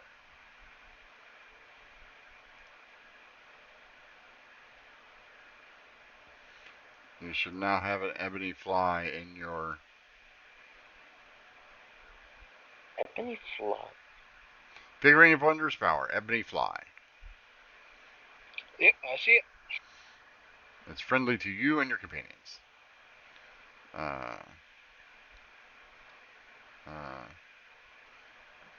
Lightness of a horsefly becomes a giant fly. It's a large, unaligned beast. It's a 14 strength. Yeah. I mean, yeah. You now have a fly mount. I do. Wait, a fly, It's a horsefly. It's a buzzing fly. Yeah, it's a horsefly. Have you seen a horsefly before, Manon? Sorry, horsefly? Yeah. Oh, okay. I'll get a picture in the chat for you. Oh wait. Yeah. It's a horsefly. They're huge. They're huge to begin with. They're like 5 times, 10 times the size of a normal fly. And they bite. Yeah, they bite. Oh God. Yeah. If that thing comes any closer to Joragal, I'm gonna firebolt it. That's literally a giant one as well. It's big enough for him to be able to sit on its back and fly. Yes. And I think it says something about picking someone else. Oh. You don't worry about it.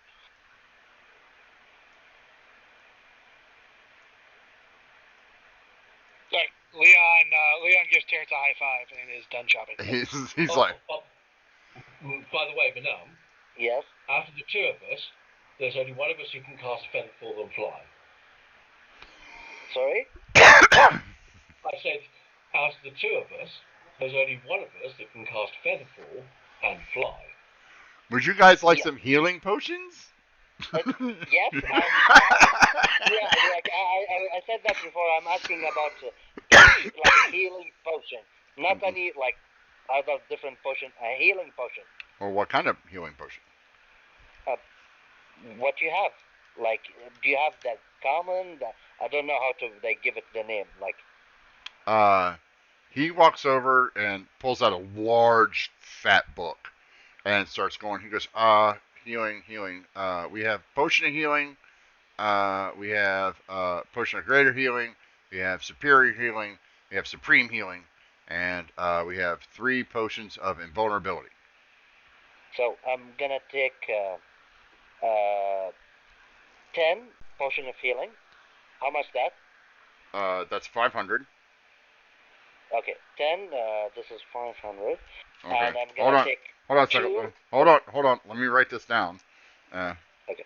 10 of regular healing. Okay. And how much the greater? 200. 200. Oh, okay. So I'm not good with calculating. So but I'm Well, gonna you've spent 500 already. Uh, well, I'm yeah, sorry. but It's 500 minus. So it's 50%. 30, 350 so far. Yeah.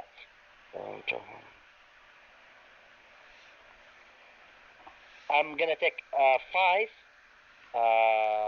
greater. Okay. So that's 7,000. 7,000? No, wait. Greater is 200 apiece, which would be 1,000. 1,000. So it'd be 700. Yep. You almost stopped my heart. Like, why is this? Sorry, I was looking at the Supreme Healing, which is 2,000 apiece. Yeah. And how much the superior? Superior is 500 apiece. Well, 500 minus your 30%, so. Like, yeah, but let's say 500. Like, just to make sure. Yeah. Sure, okay. So it's about 375 with the deal. Yeah. So I'm gonna take. So the superior is 500. So I'm gonna take 3. 3. So. 1175. Yeah. That's with the discount. Yeah, 1175 plus the 350. Plus the other 350. 1,500 rounding down. It's So 1875. So how much that? Sorry. 1175 plus 350. Plus another 350. He got 10 of the. He got 10. 10 of the small ones, 5 of the medium ones, and 3 of the superior ones. Yes. Oh, right. Fair enough. So it's 700. Yeah. Yeah. Yeah. So 1870. Yeah, 1875. Is that good? Wait. Still, how much the vulnerability? It will be. A lot. 2,100 for one of them.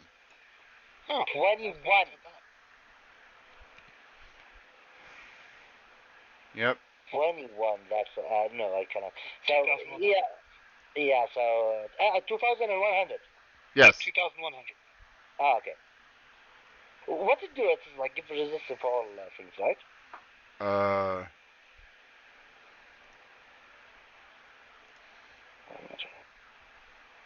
Give me a second here.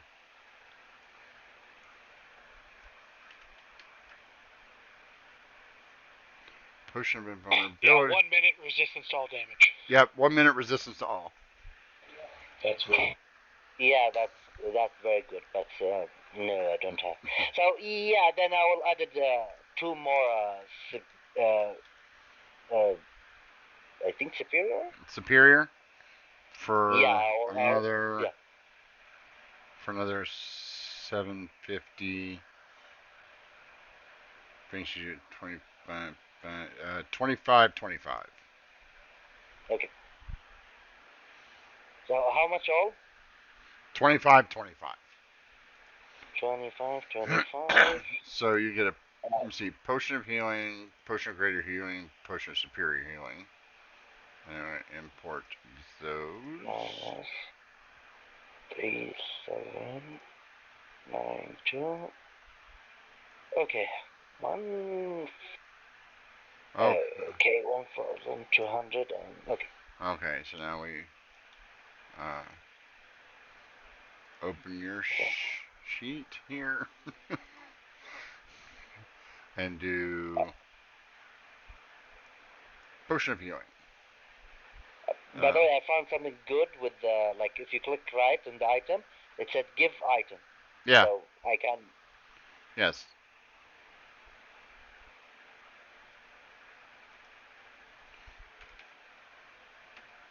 Okay, so there's that. Potion of greater healing. And you have 5 of those.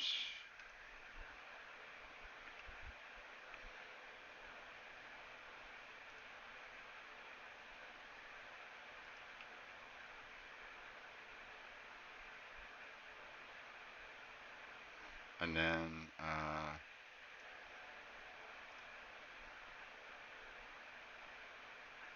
potion of superior healing, and you have 5 of those. There you go, buddy. Okay. Like, holding the stuff, turn to Leon. I'm gonna give you 4 potions, Yeah, cool, thanks. 2 greater and 2 superior. So let me give it to see You if sure I you can. don't want to just give me the little ones? Why I give you the little ones? Because I don't get hurt that often. What do you mean you don't get hurt that often? Like, Oh. Maybe you should keep them and just hand them out. That's it. When you guys go down, I can get you back up. That's a good idea. You should I'm probably. gonna give you. So if I can make a DM hint here to one of our newer players, a good idea would be to give 1 of each to everyone, and then give the remainder to Echo, who can Misty Step over, pour it down your throat, and then run away. Or run over to you, pour it down your throat, and Misty Step away. No. Why would I bother doing? No. Why would I bother doing that? I'll stay 60 feet away and cast healing word, and they can chug the bloody potion themselves. And I can because most of the time I have problem with like I don't like. Literally, we enter entire dungeon without any healing item. That's on you. I didn't do that. And to be fair, for only having a bard, no offense to Echo, only having a bard for healing, you guys have done surprisingly well. let's be really honest. Okay. Healing damage quickly is the best form of healing. Yes. Yeah, so let me do it my way. So I'm gonna give Leon 4 potions and 2 superior and 2 greater. Okay. Okay. So let me see if I can give it to you to player. It doesn't show the players. So I cannot give it to you. So you need to change it by yourself. I'll get it. And I will give Echo from every type only 1. Okay, so hold on a second. So you're giving him 2 potions of superior healing. Yes. Oh, goody. Oh, you deleted from me. No, I didn't delete it from you. It moves the whole stack. Yeah, 5 of them. No, so you have 2. Okay. This is why I wish you'd have said something before, because it moves the whole stack and I have to change. That's fine. That's fine. There's nothing wrong with it. And then a potion of great, and then just superior healing. Put it back over here. Yes, use the importer, and then you have 3 potions of superior healing left. Yes. Okay. Yeah. Okay. Actually 2. 2. No, you gave him 2. You bought 5 of those. Yeah. Oh, okay. Yeah. You're right. So then we make your potions of greater healing 3, and then give Leon potion of greater healing.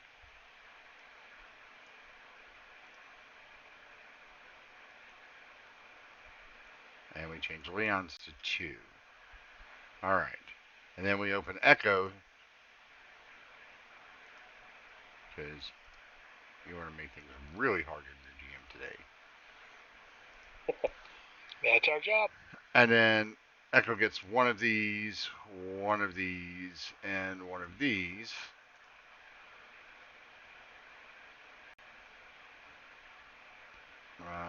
The Superior Healing didn't show up.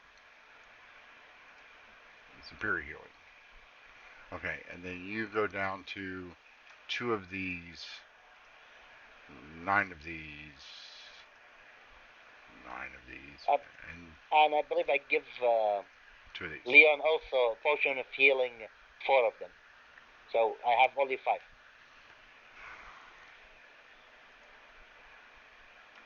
You gave him 4 potions of healing?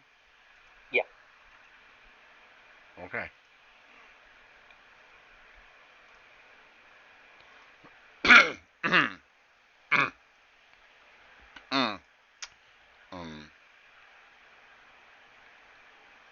We in stack of potions. Excuse me. Yeah? Well, I will turn around. Is any of that coin mine? Oh, hi Max. We just gave you a bunch of magic items. Oh, I forget about Max. That's why he can have some money if he wants it. I'll give it to him. Like, I was to Max. He was just asking because everybody was giving the stuff up, and he's like, is any of that mine? Like, he's not an idiot, right? He doesn't need to. Max, it's so easy to forget. Yeah, like you were so silent that Max, we forget you, man. And yeah, sorry, man. How much his share? He doesn't need much. Like I said, he doesn't. He goes, well, I don't need to eat or drink or sleep. How much do you need? How much do you need? I will happily sort it out. Well, I could use a fresh coat of paint. I don't know how much that costs. If you could just get me a fresh coat of paint and some I do need some repairs. What color paint do you like?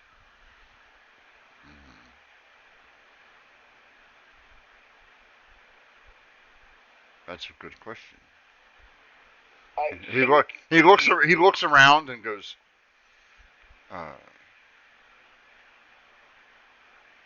You know, while we're walking around town, keep your eyes out and point out what you like when you see it. Yes, that sounds acceptable. Then we'll swing by a shop, get some paint, and get you all spiffied up. I would like some of those spikes that you have. Those seem really nice. They do. They are really nice. They don't come off, though. I've tried. Do you know someone who could attach spikes? Yes, but it's a long ways away. It's in, what was that town? Farpoint? Yep. Yeah, there's a dwarf in Farpoint who makes some fine spiked armor. Oh, well.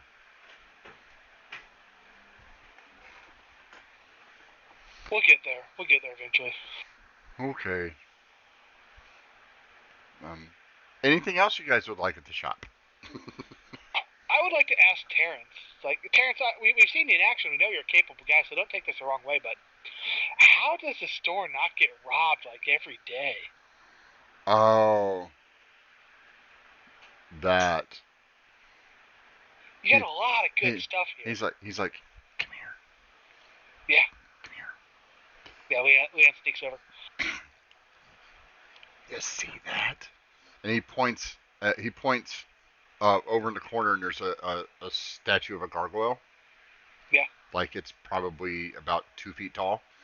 And then as you look around the room, he kind of points around the room, and you notice that inconspicuously, like you wouldn't have noticed, even you didn't really notice them because they kind of blend into the framework of the building and all the other magic stuff. There's about 8 of them. Ah. He goes, That's their job. Gotcha. Cool. I'll give the gargoyles like thumbs up. We're cool. We're cool. You do that, and one of them kind of winks at you. All right. Oh god, I'm face palming like, oh god. That's quite scary actually. Come to think, I will tell you Yes, it is so- quite scary. Yeah, There's 8 gargoyles inside a magic shop. yeah. So, Yeah, I have, they've did been you hire anyone? they've been robbed once. Go ahead. They've been robbed once. Only once. Yes, and then word got out. So, Leon, did you hire anyone to like help us with the boat? I'm not sure. Well, we're not taking the boat yet. Oh, okay. Oh, So, well, if I could recommend somebody. Yeah. Yeah. I mean.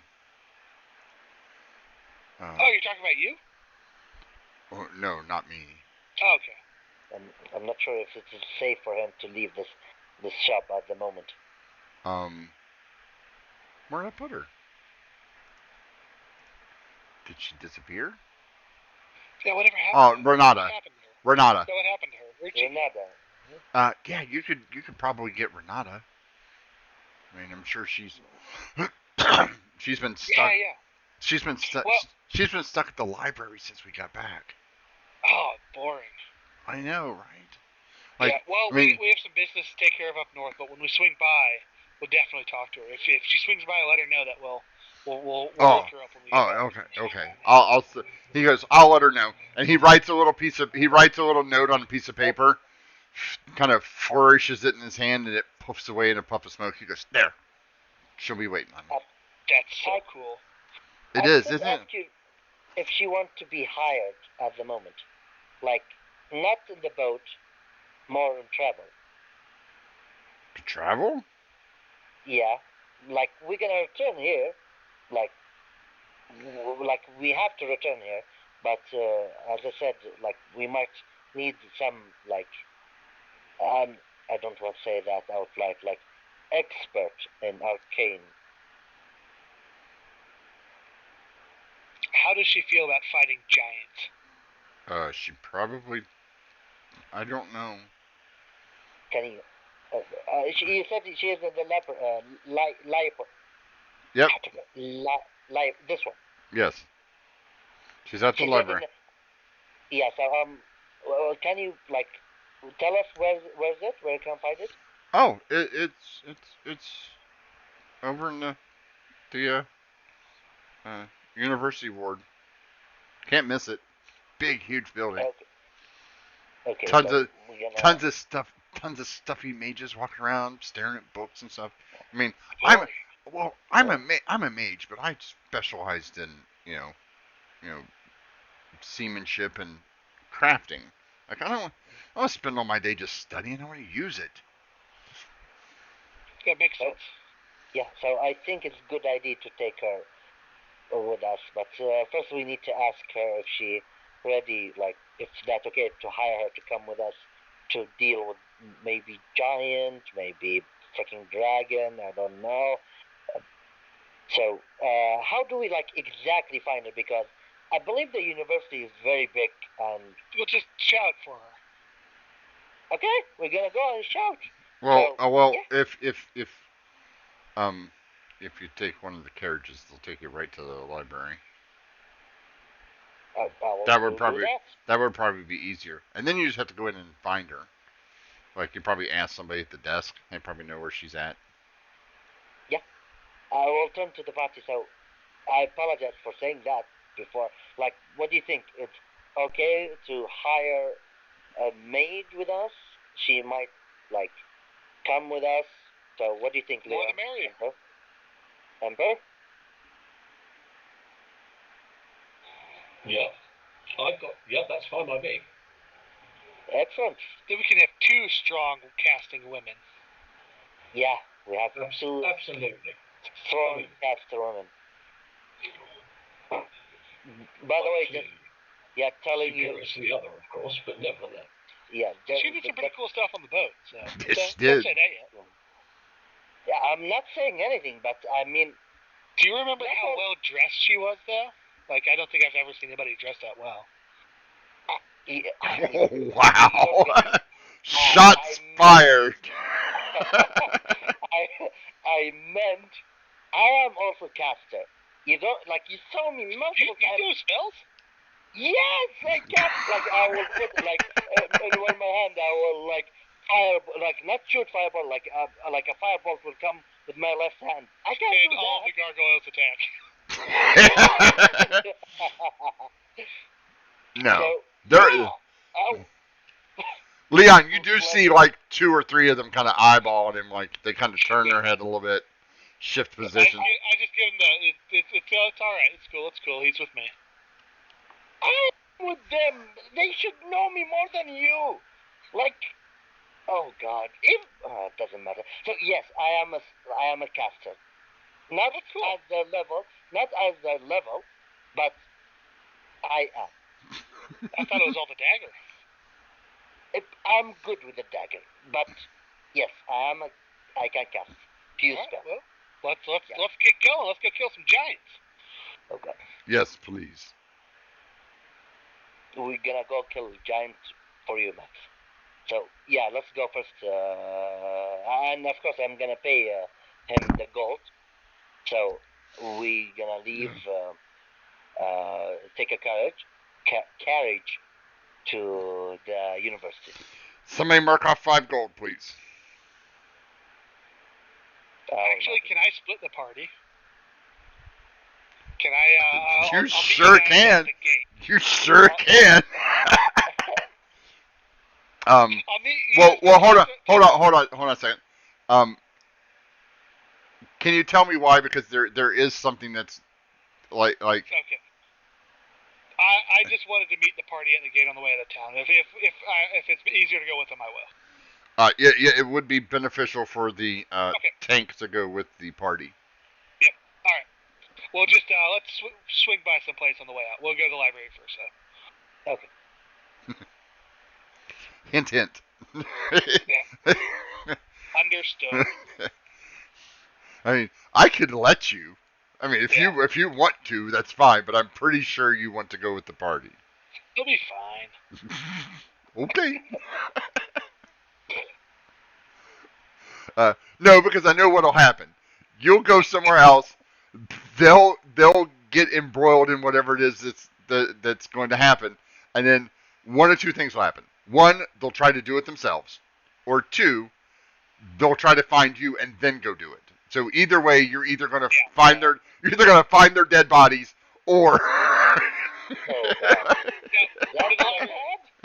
huh? Is that really bad? We're gonna like. Let's be Let's find out. Let's go. Let's be fair.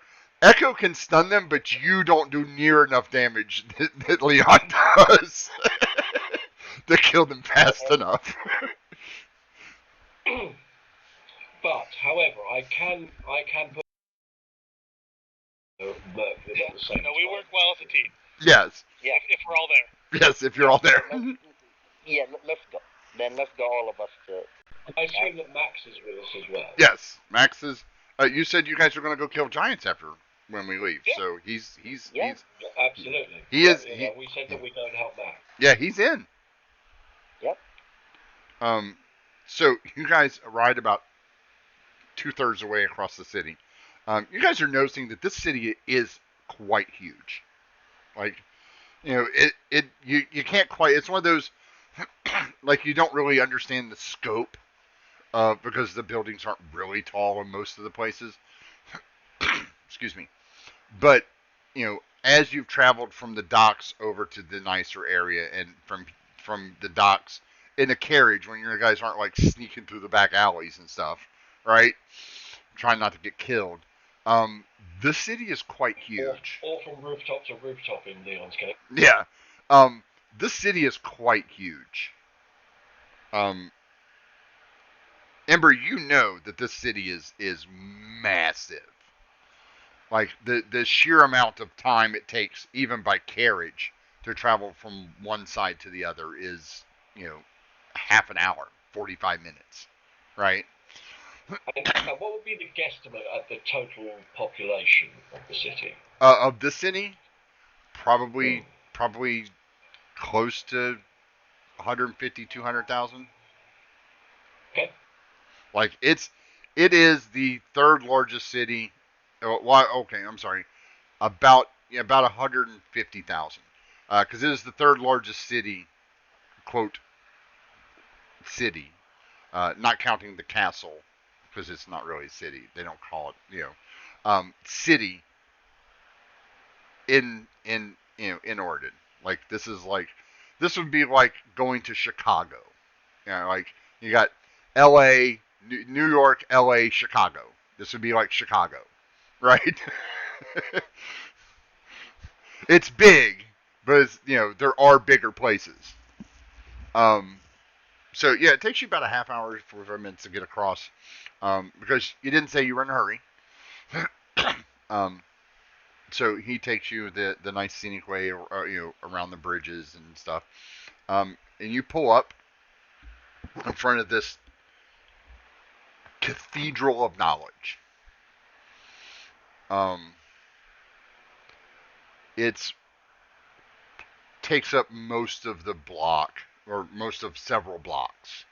Um, it is a huge, uh, from what you can tell, uh, just by looking at it, there's at least 8, 9 floors above ground, and you're pretty sure there's probably several floors below ground.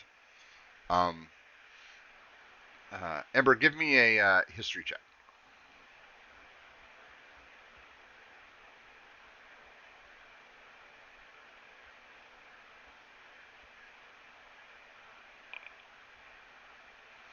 22.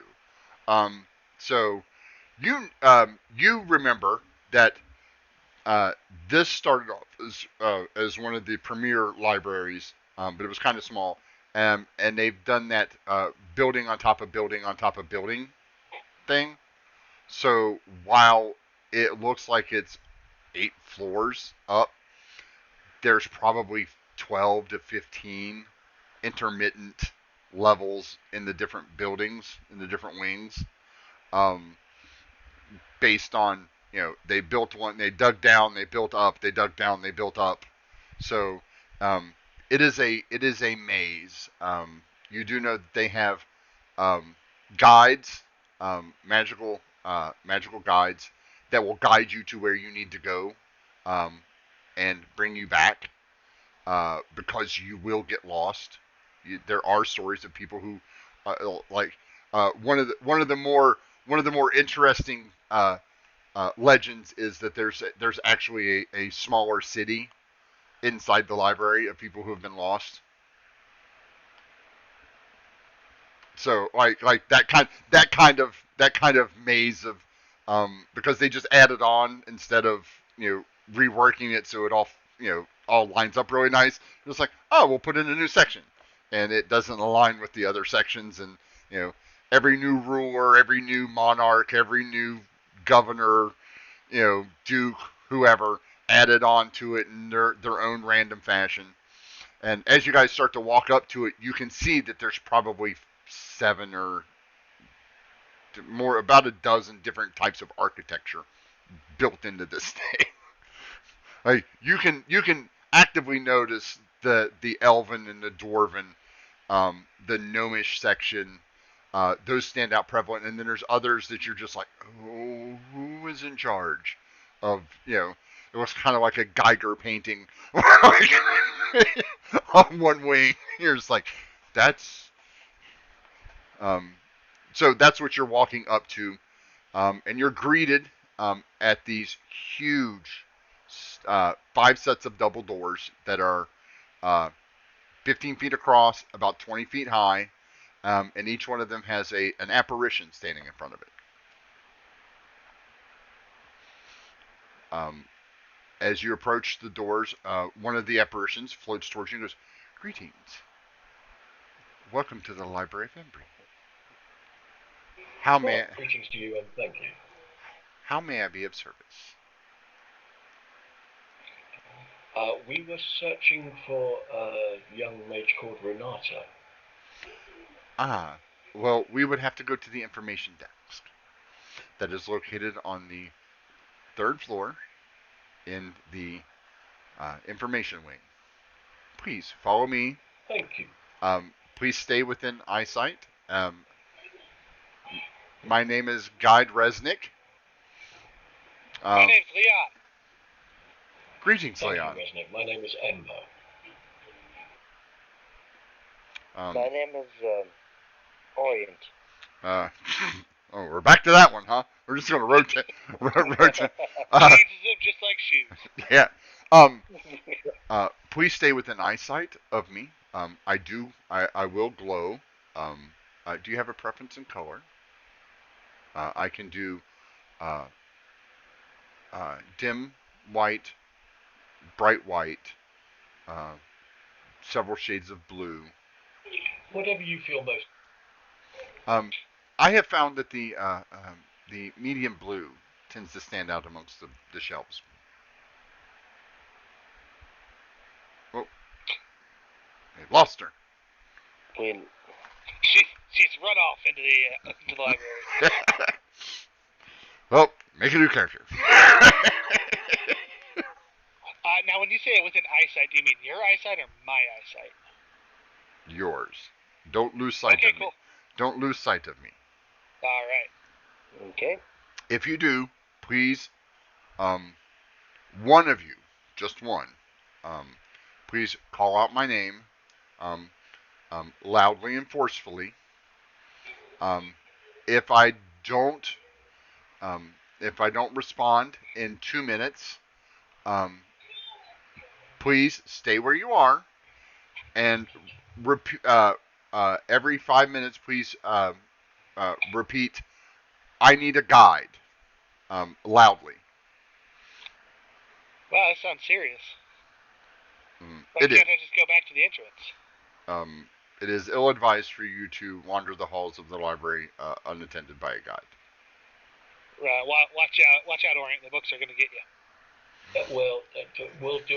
We'll do precisely as requested. Thank you. Okay. Yeah. So, just to make sure, your name again? Guide Resnick. Guide Resnick. Okay. Yes. I have been a guide here for 287 years. I know most of the first 6 floors in the information and catalog wings. I also know 2 of the floors in the botany wing and 3 floors in the anatomy wing. What's your favorite book? Oh, that's quite simple.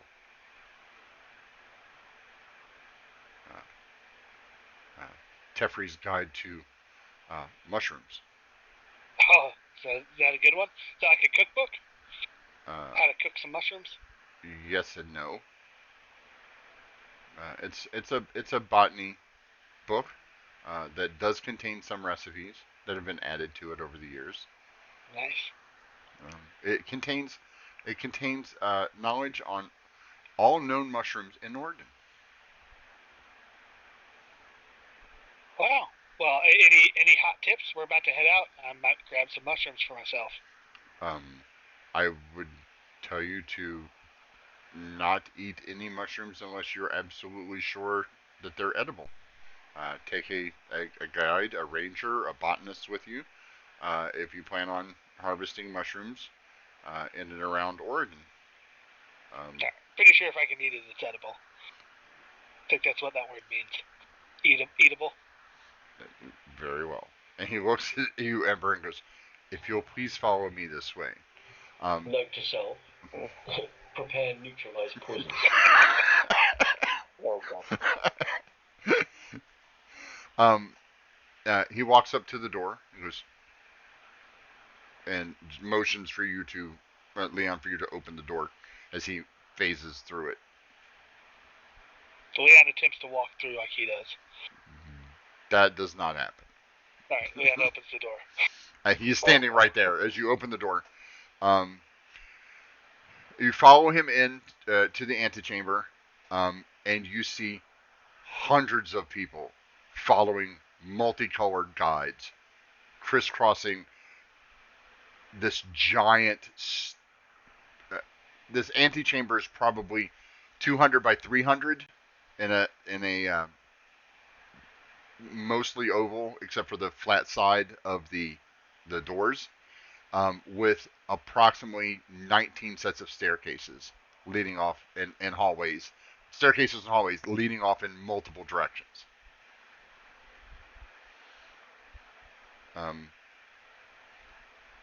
He's like, "Follow me," and he floats towards a set of stairs about midway.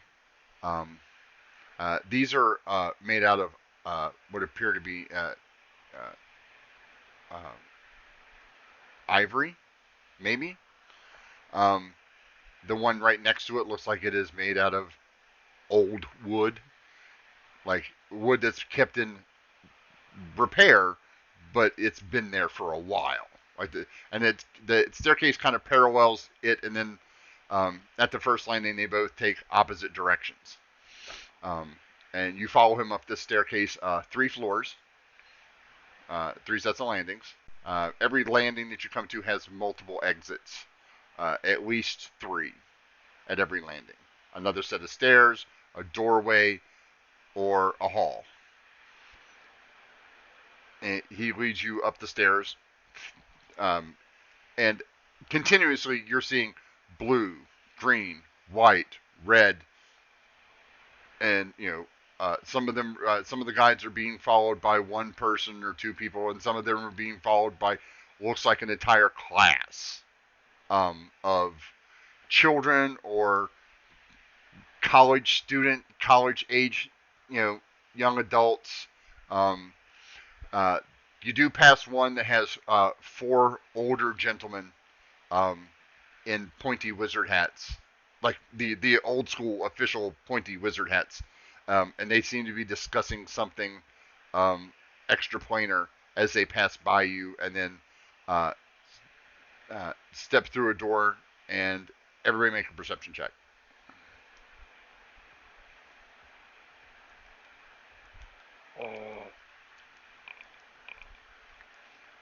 Oh, Jorah doesn't notice because he's busy looking at the pretty lights. But you notice as the guide and the first 2 gentlemen step through the doorway, they seem to rise upwards, and then the next 2 that's come on, cool. and they rise as well, and then the door closes behind them. He leads you. Hey, Rustin, can we go on one of those? Only if your final destination requires it. Okay. He takes you inside. You enter a large opening that has information wing written in at least 6 languages. Again, quite obviously, Elvish, Dwarven, Gnomish. There's also Draconic, and like 2 other languages that none of you speak. And you enter into this room, and there's a huge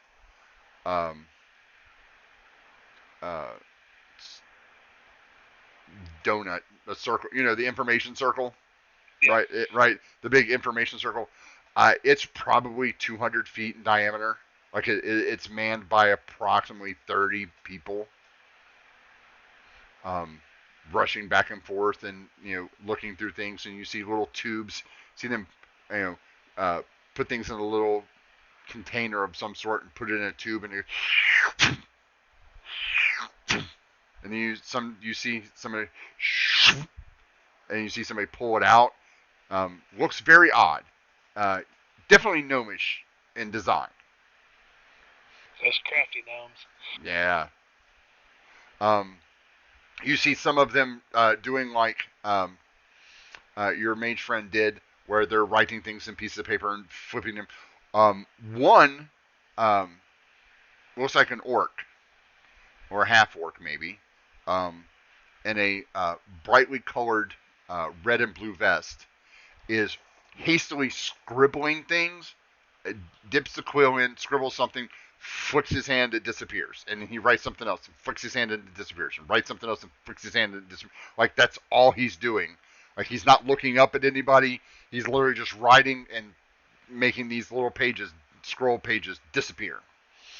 And you notice after watching this for a minute or two that his stack of paper doesn't run out. Like, he hasn't reached over to grab more paper. He just keeps scribbling and keeps throwing them in the air. Resnick leads you to the edge and goes, Master Thornbill. And he kind of stands there and waits. Master Thornbill. Waits some more. Master Thornbill. He does this about 8 times, right? Finally, a halfling comes over and goes, oh, yes, Guide Resnick. How may I be of service?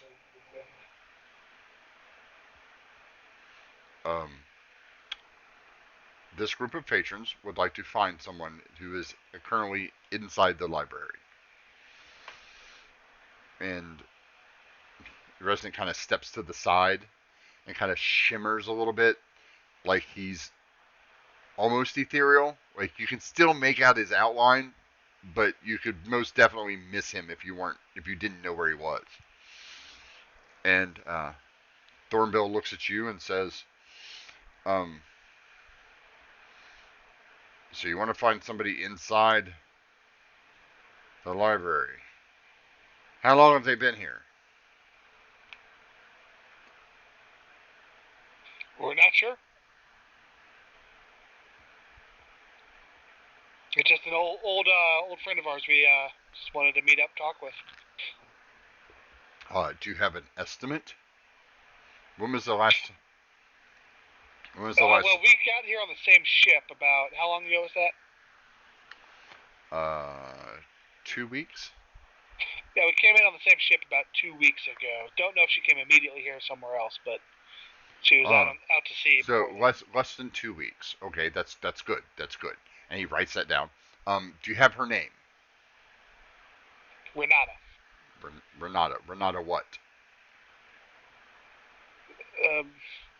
Friend Renata. No, we know only her name is Renata, and she is a friend. He meant to say that. Not okay. Her full name is Renata Friend. Oh, okay. That's good. He kind of scribbles friend out. What? Do you know her species? No, she was a halfling, wasn't she? Or did I get my way off? You're mute, sir.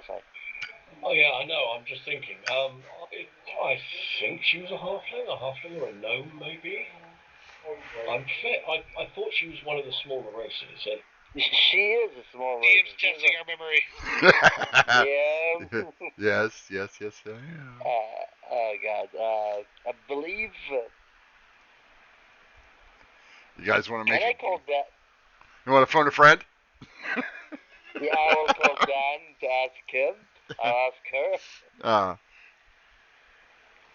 her. So everybody give me an intelligence check.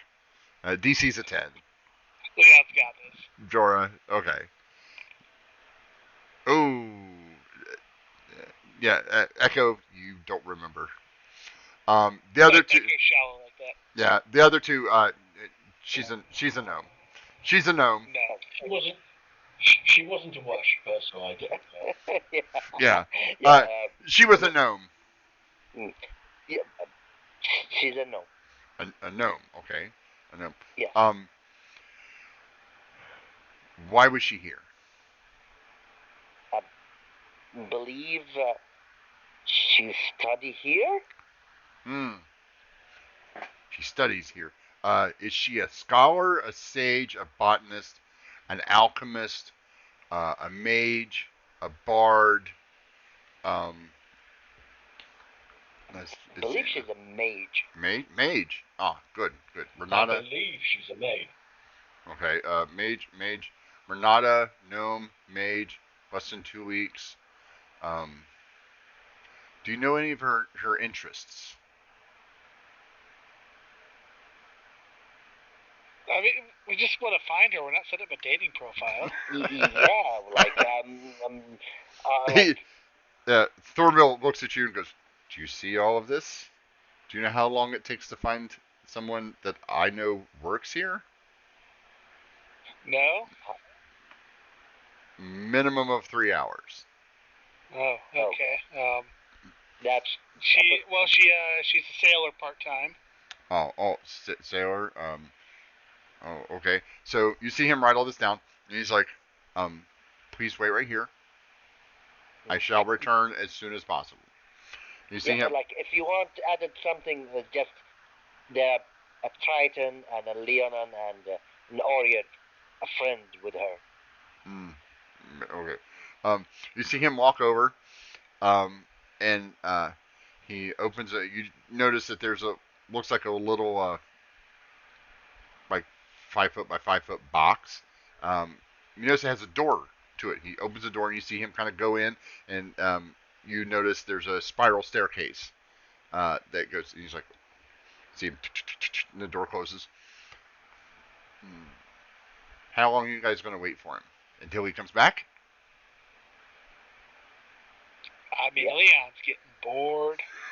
While in that, I'll turn to Leon and said, I didn't know you're reading books. I'm prepared to wait, but perhaps Jorah would take our friend with ADHD to go and find him a book to find Wally in or something. Sorry, I didn't get that. I'm not sure even if that's good to hear. So yeah, I didn't get that. So yeah. Okay. So about 20 minutes goes by. And he returns and goes, we have managed to locate your friend, Resnick, and Resnick kind of shimmers back into pseudo solidity. Comes over and goes, yes. She is in Research Wing 16, lower level. And Resnick looks at him, looks back at you guys, looks at him and goes, I've never been to the lower level. Hey, neither have I. And I don't believe none of us there. Thornbill goes, very well. And he claps his hand and goes, guide! And another guide floats over and says, yes, Mr. Thornbill. Are you familiar with the lower level? Yes, Mr. Thornbill. Very well. Research wing. Lower level. Very well. He turns. I am guide Otisiphorus. Participants. Yes. Most people call me Otis. It's fine. I'm used to it. All right, Odie. Okay. Just to be sure, what's like? Is there any difference from levels of this place? Like, We'll find out. We'll find out when we go to the other level. Let's go. No. We're staying right here. I'm waiting for them to bring her back. Let's go. Let's go with them. Well, no.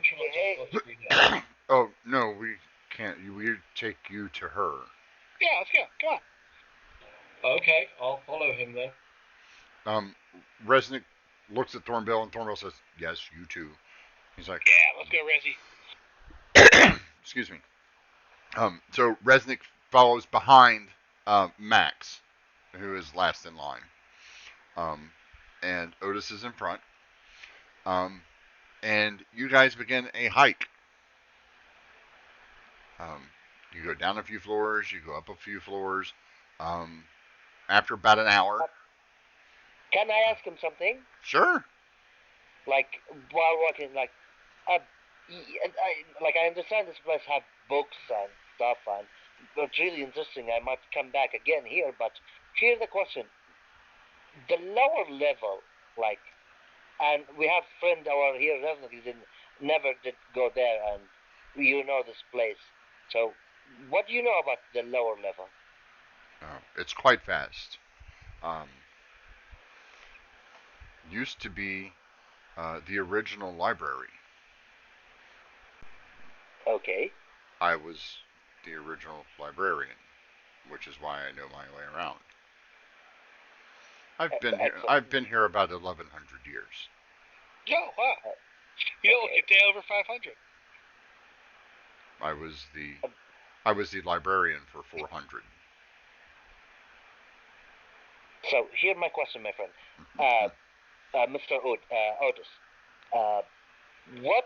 Why they change it from the original to lower level? Did like collapsed, or Uh, like something happened there? no, they added on to it, and then built Oh, more, and then built more, and then continued to build more in a seemingly random fashion, because I see. no one wants to listen to a librarian with 1,000 years experience on how to design and lay out a library. They just kept doing what they wanted because these new races thought that they knew better. I see. Um, I see. And as he says new races, you can see he's actively looking at like a group of humans over in the corner, like these new races. He kind of looks at some Yeah, humans golf. and kind of yeah, he doesn't appear to be human or elf or he's quite tall, quite thin, dressed in robes. But again, he's semi-translucent, so you know making out a species is probably pretty hard. Um, if you want, you can make an attempt. The DC's at 20. You can use uh, Ember. You can use either um, uh, uh, medicine or history because you have lived here. You might actually have heard what he is. The other two of you, strictly medicine. It's the only way you're gonna get it. Yeah, I'm not sure 6 month old. Okay, I'll try it. Yeah. You got a 20. Dirty 20, my man. 30 Dirty 20. 20. 30 20. He's a Videlkin. Um, they're semi amphibious. Um, they're tall. They're blue. They average about anywhere between 6'2" and 7'6". Long. Thin, gangly. Um, mostly take up the spell casting or artificing professions.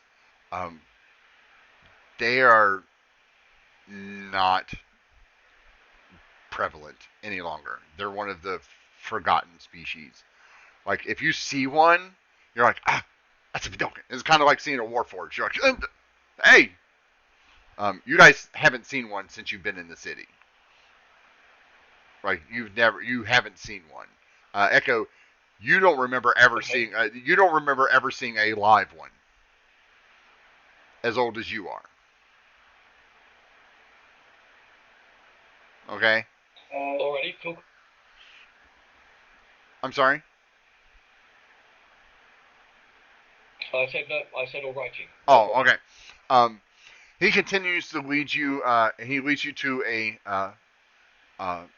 large wooden door and says, "Please, when you step through, don't move until you reach the bottom." And he opens the door, and you see the bright light that you saw the mages go in. And he steps in and kind of hovers there and goes, "Please enter." Leon walks in. Leon, you begin to descend slowly. You average 30 feet per round. Um, it's a continuous movement, and you're in it for a while. Like you feel like you start to be able to gauge you see a couple of little doors here and there every now and then. You also manage to pass what appears to be um, uh, a graffiti on the wall after about, I don't know, a minute or so. It says Gronk was here. Good old Gronk. You descend further. You're in this for about 2.5, 3 minutes. You can tell that you guys are now in the bowels of this building. You arrive on a nice marbles, white marble slab floor with another wooden door in front of you. You touch down gently, and he says, "This way." And as he motions towards the door just opens. Unlike Resnick, who had to have you open the door, he just kind of waves his hand and says, like, "This way." The door opens, and you enter what can be best described as a library built in a sewer. Or if somebody had to run sewer pipes through a library. There's lots of noise. You can see various steam mechanics operating, and as you look up, you hear the constant as there's probably 10 or 12 dozen of those copper tubes lining the walls and the ceiling, and you know that there's little capsules zooming through these, and you hear them going one direction, you hear them going the other direction. It appears to be a library because there's books on shelves. The floor is old stonework. Pieces of stone set into the floor. The shelves are approximately 20 feet high, double rowed, which means that they're back to back against like a normal library, right? Like back to back. The tomes down here look ancient. Depending on what languages you speak, you will see at least 10 of books written in each language that you speak, and then another, probably the other 90% of them are written in languages you don't recognize. And he's like, "This way, please." And he leads you through this winding catacomb of knowledge to a reasonably well-kept study area. It's got about 6 tables, 6 long wooden tables. They're about 6 to 8 feet long. There's 4 chairs on either side. Little globes of light hang about 4 feet above each one of them, spaced about 5 feet apart. If you want, you can make an Arcana check. These are fairly. These are well, no. Yeah, you can make an Arcana check. Echo, you know what these are. Leon, you know what these are. Jorah, you're 6 months old. You might have to make a roll. Okay. Okay. 15. Okay. These are drift globes. It's a common magic item. They basically will follow people around and shed light. These are Echo. These are well, you all know. These are modified versions of these. These are mage globes, not drift globes. They're basically lights. They just hang in place. You can set them in place, or you can command them to follow you around. It looks like there are a couple dozen of them here. And across the way, you see Renata sitting in front of a stack of books that's probably 3 times taller. Like she's surrounded in like a fort of book stacks. Hey, Renata. Leon! Hey, buddy! Hey! How are you doing? Captain Leon, how's it going? Oh, Good. Oh, Good. Good. Miss Ember and Mr. Orient, how are you today? Very good. What are you doing down there? Oh,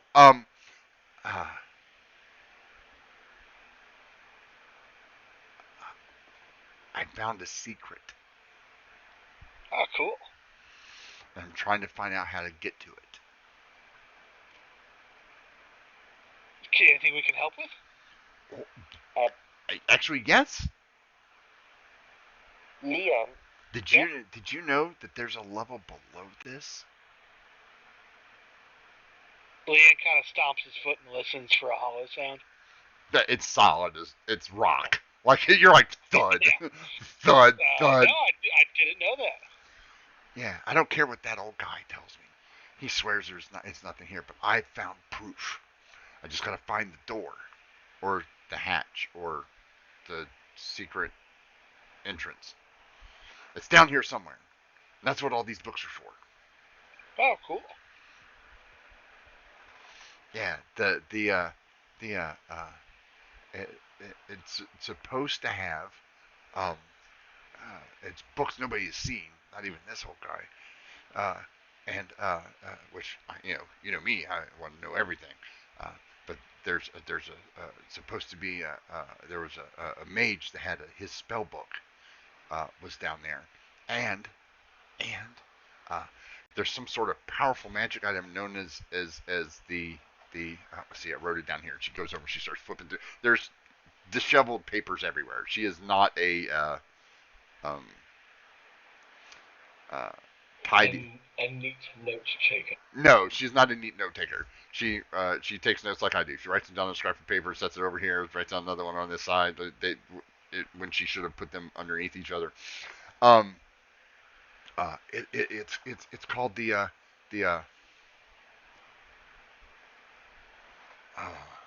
let's see it's orb.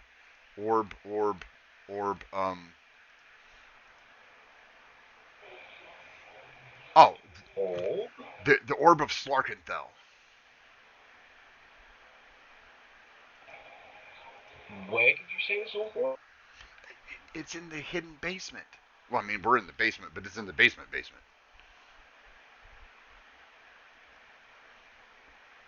Have you found a way down yet? No. Well, I'm close. I mean, I know it's down here in this section somewhere. But I can't find anything about Slarkenthal. I found a reference to the thing that shall not be said, and he without a name, and the Echo. You know who this is. I know exactly who this is. This is your uncle's pet. well, technically he is an uncle. The strange one. Yeah, he's like, she's like, yeah. There's not like any, like, there's no like Slarkenthal was the first time I found like a name. I don't know who it is. There's no reference to him anywhere. Like, I have no idea. And I don't know what kind of orb it is or what it does, but I mean, if I'm the first person to find it, figure out. Good things can happen. I know, right? It would make my career.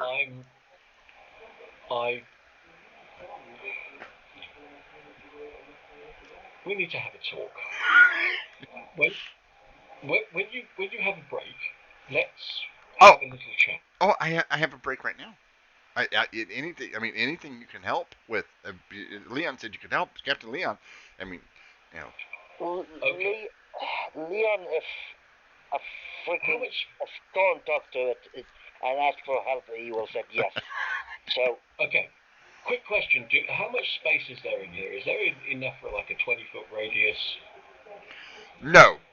There's if you want to put up a dome, you can't do it here. You're not that. Although when you look around, it's the four of you, her, and the two spirits. There's nobody else down here. Yeah. Renata, I think it's time to have a little break. Why don't you come with us? Come and have a nice meal. We'll sit down and have a chat, and you can always come back to your research if you decide you want to. Oh no, I can't leave this here. If you leave if you leave for more than an hour, they clean and they put everything back. I made that mistake last time. That's why I haven't left. Well, That's why. Here, I'll go look for a trapdoor. Oh, okay.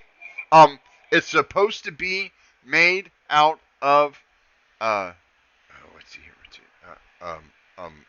Adamantium, which should be easy to find, right? Like that stuff kind of sticks out in stone and dirt and wood.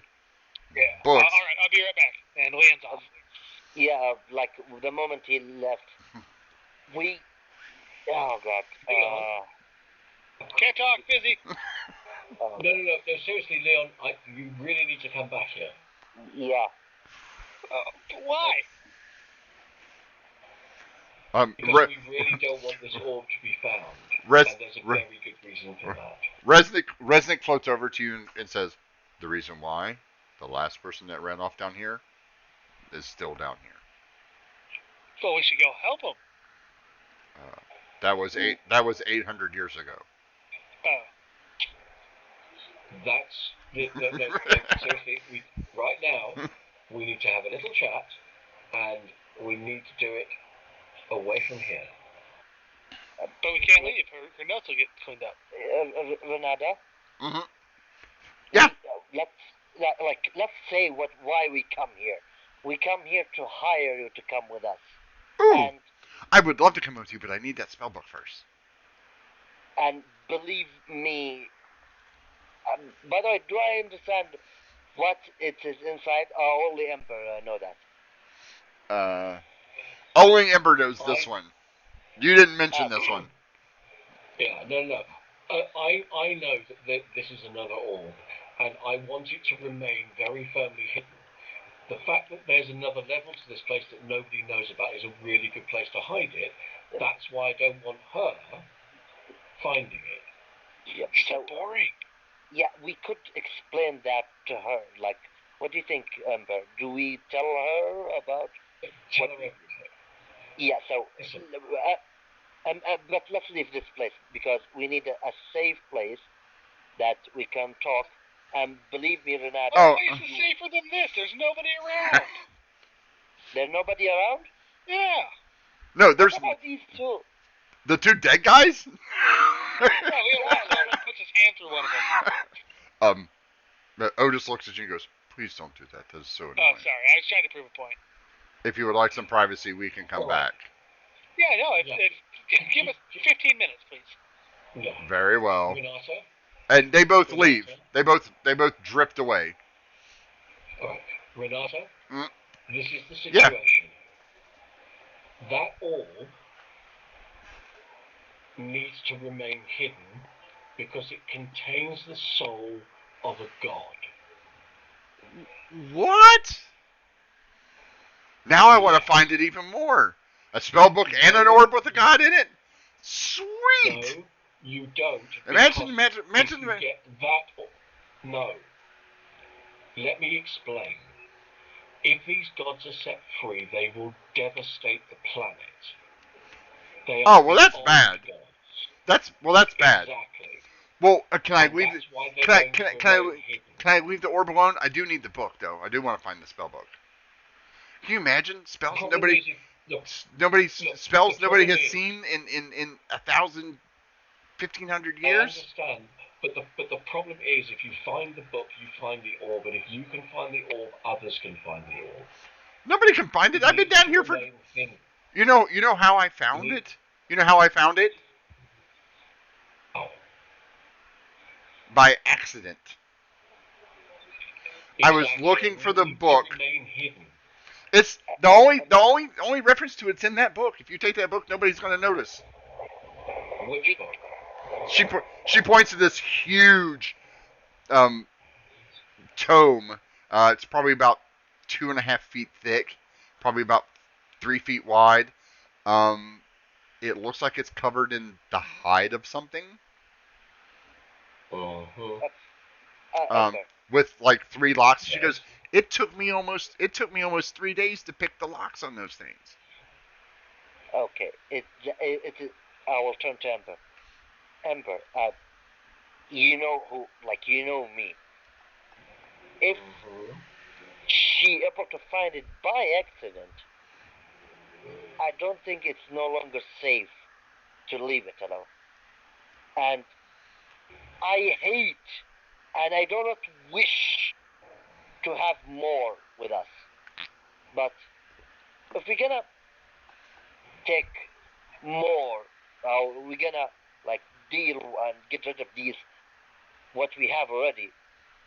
I believe we take this one with us and we put it together and hide it somewhere.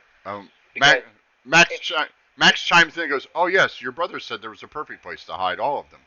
We could destroy them by putting them in the caldera." We are not destroying the orbs. Well, he might set them free. Well, no, he didn't say destroy. My apologies. He said if we put them there, that nobody would find them. I'm prepared to explore that possibility. Okay, so it's better to, if Renata finds that book by accident and she able to open this book, even if like took her 3 days. I'm not saying like Renata is very bad or very good, but we need to take our cautious, because if she's able to find it, someone else will be able to find it, and it doesn't matter how long it will take. So right, it's gonna happen. So let's be the first to find it. So yeah, I will be with you this time, Leon. Let's take the orb. And she only found it by accident because of a single book, correct? Yeah, but we can't do anything about the book, because I believe with the book we might anger the spirit, and I don't want to do that. I don't want to fight any ghosts. I don't want to anger the spirits either. But we could ask them to make sure this tome is kept locked away in a very safe place so that nobody looks at it and then won't accidentally come across it. Renata says, "Oh, you know what would be a good idea? Here's a great idea. We take the book with us when we go into the level that nobody knows about, and then we find my spell book, and then we leave it down there. And then we leave it down there. Problem solved. And we'll take this book too, because this book is the only one that mentions the only one that mentions the adamantine seal. So if we take both of these and leave them down there and then seal it on our way up, nobody else will know, because nobody else will look for it, because it's down there where nobody knows to look for it. Perfect plan. Nothing can go wrong. May I ask you something, Renata? Sure. What make you like accidentally find this? Like, what did you first research? I was researching spells. She kind of like shuffles her feet a little bit, like spells. Okay. Something else? What kind of spell? Just your average, everyday run-of-the-mill spells. Okay, from which school of magic? Oh, well, and kind of hard to say. Nobody's cast it in a while. I want to say. Could be a whole new school. Yeah, she's totally lying to you. I'm gonna give her one of my mom's stares and go. You cannot pull a fast one with me. Leon kind of wilts away from it.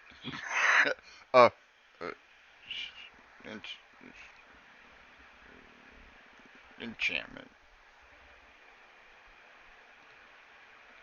It's an enchantment spell. Ember? And what was the specific spell you were researching, my dear? Well, look, you have to understand. I've spent a lot of time on boats, and I hate the water. So I found a reference to a ship that flies. What? And then there's an enchantment that you can supposedly cast on the ship, and turn it into an airship, and it can fly. We gotta go find this, guys. And while I was looking for that, I stumbled across the uh, uh, uh, the book with the stuff in it about the spell book, which is where it's probably at. I've Well, never even I'm sold. I've never even Leon, you Yes. there aren't even stories of Right. airships. Well, Leon's mind is blown. How awesome would it be to sail a ship without having to deal with water? Yeah. um, but supposedly they were all over the place. Like she grabs another book and she flips it open, Leon, and she's like, "Look, right here. It talks about flying in the airship from some mountain to a dwarven stronghold." Wow. Can take ships into the mountains? I you know, That changes everything. I know, right? Like imagine how fast, imagine how connected our world would be if we didn't have to go around everything. We could just go over it. Yeah. This could change the world, Renata. I know, and I would be the one that found it. It would be my. It would be Renata's airship spell. It would be mine.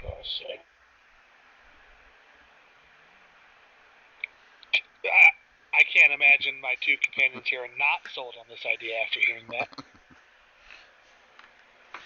Your 3 companions? Oh yeah, Max. Oh, really? That was the conclusion you were. Yeah, let's go. All we have to do is find the entrance, and then, I mean, I'm sure there's nothing alive down there anymore, right? Yeah, how could there be? Like it's been sealed up. I mean. Yeah. Yeah, I mean, what could we possibly fear from anything that may have survived thousands of years shut up in a deep, dark crypt? You're right. Protecting a grand mage's spellbook and an orb of Now, wait just a second. Wait just a second. Now, you wait just a second. Nobody said he was a grand mage, just because he figured out one spell. Yeah. Right. You're talking about something that is potentially changing the world. He's a grand fucking mage. Well, I mean, it's just an alteration of like a levitate spell with permanent levitate spell on a giant ship. Wait, there's a spell that can levitate things? Yeah, it's called levitate. Watch. And she casts it, and she just levitates, and then she kind of sinks back down. Yeah, you've seen me fly. You've seen me fly. Yeah, well, I don't want to fly. I want to lift somebody a little bit. Yeah, like it's like levitate and fly, but you can maneuver it. It's like that's the thing I don't understand. It's got to have some sort of some weird component to it that lets you steer the ship, because otherwise, I mean, where are you going to steer it? There's no water. Right, you just be on the wind. Yes, it just blow you around everywhere. So it doesn't make sense unless it's got something. I have to see the spell. Yeah. Wait. I still have a question for you, Leon. Who does somebody else want to see it to levitate? What? Like, no, just wouldn't it be cool if you could levitate somebody? Why somebody? Why not you? Like, you don't want to levitate? I could. I mean, yeah, sure. He could. I could levitate him if I really wanted to. He hasn't asked me to. Go ahead. He hasn't asked. Leon. She's fine. It's fine. Let's find this door. Come on, guys. What are we waiting for? I have tried everything. It's apparently you can't scry for it. I've tried everything. I don't know how to find it. Didn't you try to ask the dead? No. Why would I ask that guy? Then somebody else would know. When you entered, didn't you remember what they said? They said you shouldn't be separated from them. Yeah, I think that's just a standard party line. They have to say that for liability reasons. We don't I- want I'm to get... thinking they're saying that for very, very good, solid, intelligent reasons, and that we Yeah. shouldn't ignore the reason why. You've totally ignored them, as usual. So, the only thing that One of us is totally. Yeah. So, Ember, what do you think about this orb? Like, I don't care about the orb. You guys can keep the orb. You guys can leave the orb. I don't care. I just want the spell book. I've been trying so hard to find it. Please, Mom, please. She's literally doing that. I just want my this maybe something to me. I've spent 3 million years and she's like pointing to all her research. She's like, I spent weeks studying. I said, now you want to come down here and tell me I can't do it? oh god. This is 100% totally not in character. But for a brief period of time, I seriously considered just murking her and leaving the problem. You hate all the cool NPCs. I don't hate Renata. I really like Renata. I think that's one of the reasons I haven't murked her yet. The problem is that she's about to do something really fucking stupid. And she's going to do it whether or not we're there or not. Or she's about to do something really progressive and help the world. That's Leon. not how this is going to turn out. You don't know? You don't know. Yes, I do. I'm a goddess. Keep throwing that around. And something else. I'll pull out my water skin. Here, change this to wine. You can't do it. God, I can't believe that. Leon, I'm sure we're gonna, if we go there and whatever happens, nothing will happen freaking to you. Right? It will happen to me. No, you'll be fine. I'm never gonna take the head. So, the only reason I'm scared about this place on a level down, that I want this freaking thing to be found by someone else. I will turn Renata. Yeah. Believe me, you don't want it. Yeah, I don't want it. I want the spell book. Okay. I don't want the orb. You don't want both of them. But No. can I incite her if she really crying? Yes, Like, she's totally crying. Oh, okay. I will turn to Amber. Amber. She's barely not a teenager in gnome years. Like she would be like 22 in human years. Amber, I will say this. If we go to that place, I will leave the decision to you, but if we go there, 100% we shouldn't leave that orb there, if we go there. If we didn't go there, it's good, it's better. So I will leave the decision to you. Cat's out of the bag. Pandora's box already been opened. We might as well make the best of it. Oh, Leon. I love you, man. I love you. This is the coolest plot hook ever, and nobody wants to do it. I don't want to do it. I feel like walking to a death. Hey, wait. You guys took on the Tower of the Dark Mage and survived. Yeah. Barely. Remember that energy of running through the tower? Bring that back. Where's that, Jorah?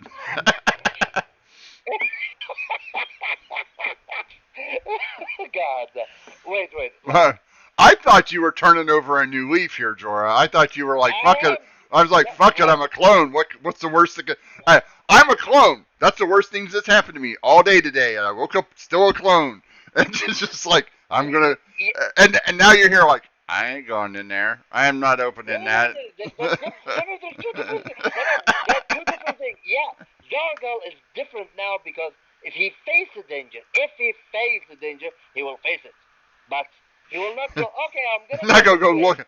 He's like open a vault that have a freaking orb that... It's not a vault. It's not a vault. It's literally the original library. That's what she said. It's not a vault. It's the original library. Okay. It has the original library. It has a spell, and it has an orb. Yes. For No, it has us, a spell book. Orb is bad. It has a spell book. And Well, what if that spell book also contains a spell that can protect or hide those orbs that nobody knows? It's a good point. No, you don't know that. You cannot possibly know that. I don't know that, and I will not say anything. Max was like, she has a point. I'm with Leon on this one. Like, there's no way. As much as I respect your opinion, Ember, there's no possible way you could know what that spell book contains. Okay, I tell you what. Let's work on probability rather than possibility here, because there's a possibility there's a spell in that book, but the probability is more likely that you're going to find pink fluffy elephants on the local. See, that's amazing too. Yes, but you're not going to find those either. Well, you just said. I said that it had the same likelihood, Well, demonstrating. okay. So wait. Listen. So we know that he has a spell that can make ships fly. What if he can make what? Listen.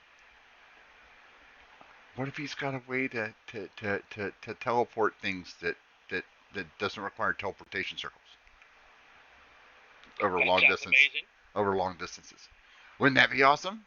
You can just go from here to wherever you want to be without having to find a stupid circle. That would solve so many problems. Are you gonna stick with us all the time?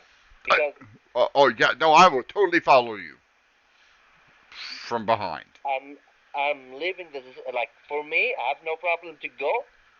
But the moment we enter, I prefer to not leave anything there, because it's already open. When it's already open, so we're gonna take everything. We're gonna take everything. Yeah. Like. Well, okay. Yeah. Is that how that works? She looks at Leon.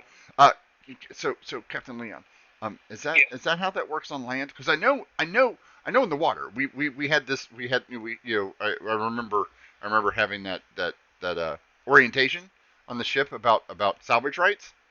Yeah. Does that work inside of ancient places too? Well, I don't know. Let's find that out too. I mean, because that might not be the only spell book down there. There may be books on dragons down there. Wouldn't that be cool? That would be cool. Like with pictures of real dragons, not just I think in legal terms, if we find it, we open it, we make it safe. That grants us first dibs. Oh. I've heard about the legality. Hey, I've heard about the legality of dibs. Yeah, it's legal, so it's some sort of old language like firstimus dibimus. See, that's why you're the captain. Yep. So, all in favor of going and finding this spell book, raise your hand. Renata raises both of her hands. Leon, do you raise your hand? Well, yes, Leon's hand is up. Max's hand is halfway up. He's tied. He's like he doesn't raise his hand. He like kind of does that where he's like it comes up like next to his chin, like he's looking at Leon. He's looking at. So on one side there's Leon and Renata, who are both enthusiastic, like shaking their hands and got their hand there, and Leon's like, if Leon's hand could get any higher, it would be on the next level. Whereas Jorah and Ember, on the other hand, Jorah is just kind of standing there going, I don't want to do this, but if we're going to do this, we're going to go all the way. And Ember's like, we're not fucking going. Like I'm leaving the decision to Ember. Oh yeah, pass it. Go. Oh, so Jorah has. It looks like to be taken out of my hands. So it looks like Jorah has pulled the "Go ask your mom" card. Dad has pulled the "Go ask your mom" card. Right. Okay. I'm going to agree to do this on 2 conditions. Condition number 1 is, I'm telling you now it's a bad idea, and I reserve the right to remind you of this fact later. All right? And there's going to be no complaints about that either. I'm with you. Epic proportions. I'm with you with this condition. I'm gonna say that it's a freaking stupid idea. It's freaking bad idea. And by the way, this is the second condition I will add it that whatever it will happen there, it will hit me first. Oh, it will do something stupid to me. It's all right. I'll walk in front. See? Totally. See, you're gonna be totally safe. Captain Leon will be in front. He will handle whatever. Oh, by the way, that is a really cool sword. Where'd you get that sword? A black talor from a mage. Oh, jeez. Did the mage have its sword too? It was encased in a statue. Oh, you pulled it out of a statue. Does that make you king? Yes. It must have been. Oh, so you're captain. Why agreeing this to this? Why? But were there any monsters guarding it? Oh yeah, we took care of him pretty easily though. Really? Yeah. No disrespect to you, Captain Leon, but I thought that a monster guarding something like that would be not. It was. Was it? But I mean, when the 4 of us team up, there's nothing stands in our way. Oh, see, that's why. By the way, who's your friend? Oh, this is Max. Hi, Max. Max. That's kind of a weird name. Did you make him? No. Renata, let's focus. She's starting to look. She's like eyeballing him a little bit, and Max looks at her and goes, "I am a warforged." She goes, "No shit, really? Oh, so is Max an acronym? Please tell me it's an acronym. Please tell me it stands for something super cool." And he goes, "As a matter of fact, it is."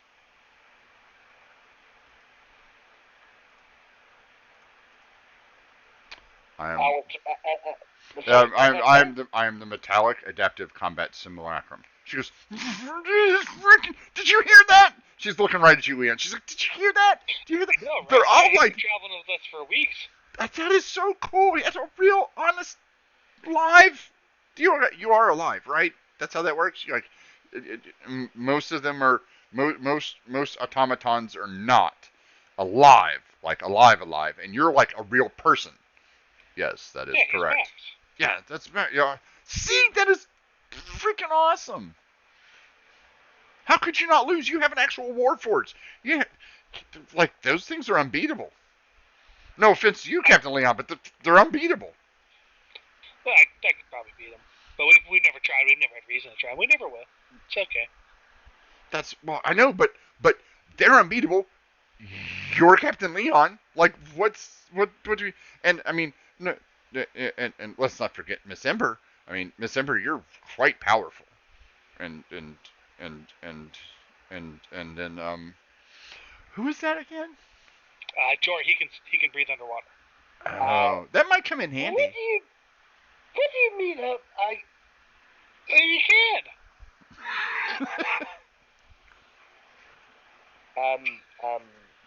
Like fuming, like.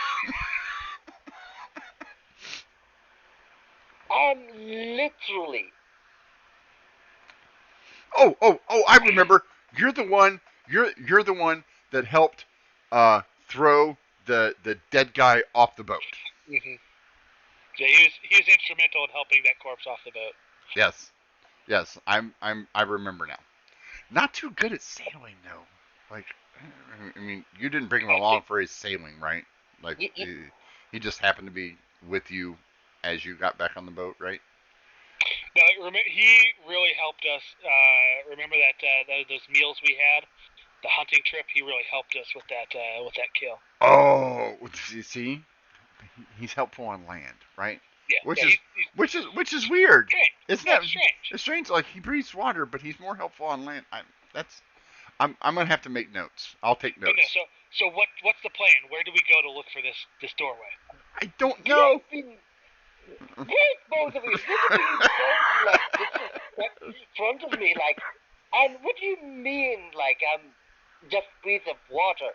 Like, I didn't say just. I said you can. That is I'm that is literally that is a fighting with that you. is that is a true statement. Yeah, you're only implied. Yeah, but I felt like you only can do that. Oh, because somebody has a big ego and you didn't fluff it enough. That's what he's upset about. Not the fact that you included him in your discussion. It's the simple fact that you didn't say he's a badass and can assassinate people when they're not looking, which would probably scare the shit out of this little girl. I looked at her and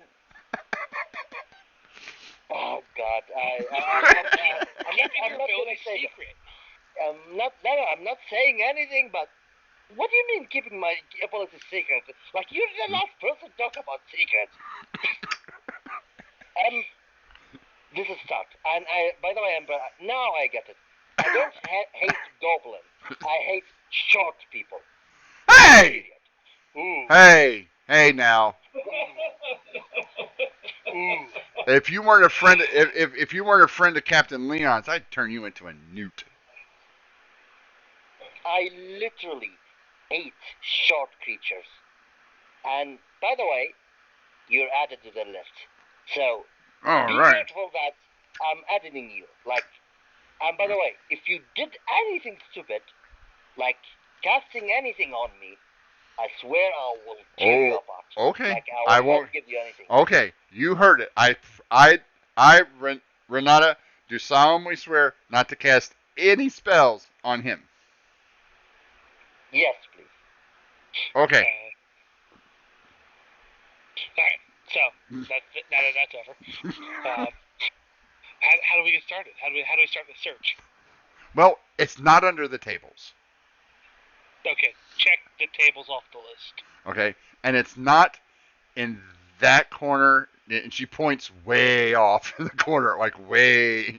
Like Leon, even with your vision, you're like, wow, that's kind of It's far. Yeah, that's far. It's not in that corner. Alright, but Renata, before they get back, those two ghost guys. Yeah. How are they gonna feel about us poking around down here? We just tell them to go away. They've left me down here for a week. Nobody's bothered. Okay. You were the first person I've seen in a week. All right. Okay, Unless you holler for them, they don't come back. And it's about that time they shimmer back into existence about 50 feet away from you, kind of slowly. We have returned. Hey, welcome back. Yeah. Quick question, Mr. Otis. You said you are like 1,100 years here? Yes, I'm the first librarian. May I ask, is there any place to enter the original place? You're standing in it. I mean, is there any level different from this one?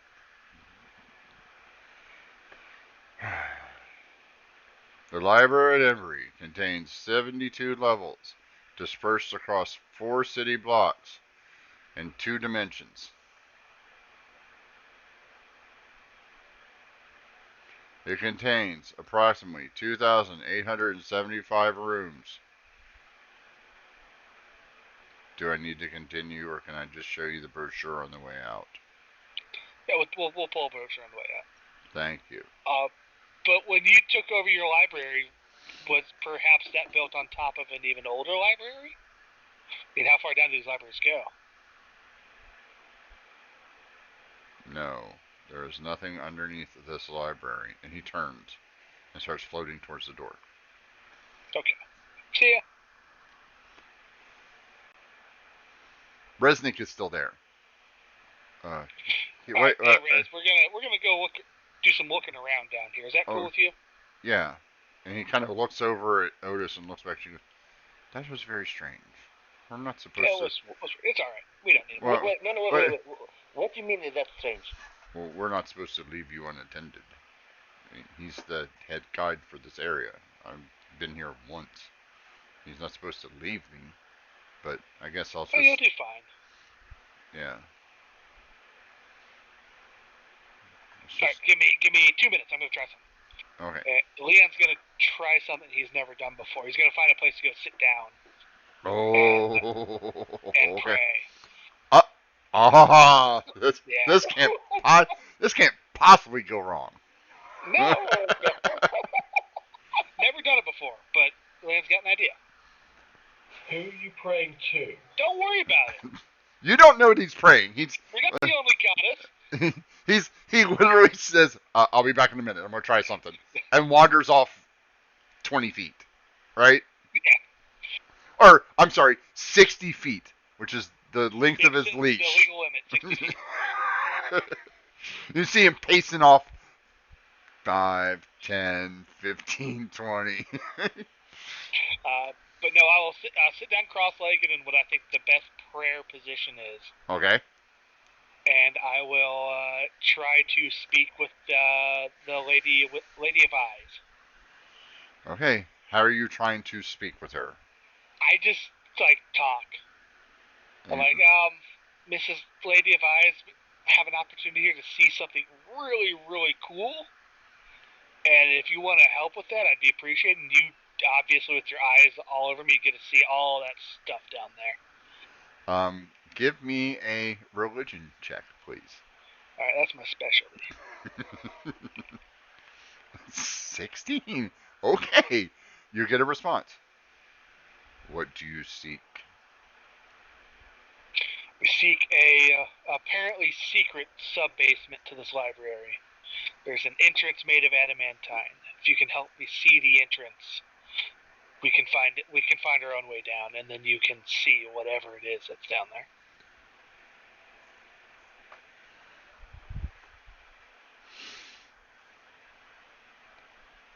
It will require a form of payment. A offering, if you will. What do you ask? Do you agree? Yes, I agree. All right. Leon. Yes. Lucky bastard. You lose one. You lose one permanent hit point. Okay. Your maximum hit points are now lowered by 1. He's lucky bastard. I look. It's random. I rolled a d4. He got a 1. Leave it. He is lucky bastard. Like that's Leon. Leon. Leon. You have a +5 to your perception, both passive and active, for the next 24 hours. Okay. Just a flat +5 bonus. Thank you, Mrs. Lady of Eyes. Well, and then you hear her go east. Sorry, say that again. Go east. East. Okay. Ember, which way's east?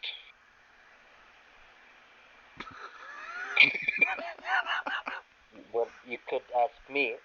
You're muted. You're muted, Sai. Jorah, ask Jorah. She's probably a better. He's Orient today. Hey, Orient, which way's east? I will point to east. Cool, thanks. Do you know where east is? How do you know where east is? You've wandered. You have wandered through this library for 2.5 hours, and you're underground. Which way's east? Yeah, I don't know. You can make a survival check, which will let you use your skills to determine which way is east. I was just saying, you're like, oh, I'm going to point to east. How? Yeah. You're like, kind of that way. Sort. I remember that I walked along and I will turn to Razna. Where's the east, Razna? I think it is here. If I'm wrong, no, you're correct. It's in that direction. Thank you, Razna. And I'll tell Leon. He goes. Yeah.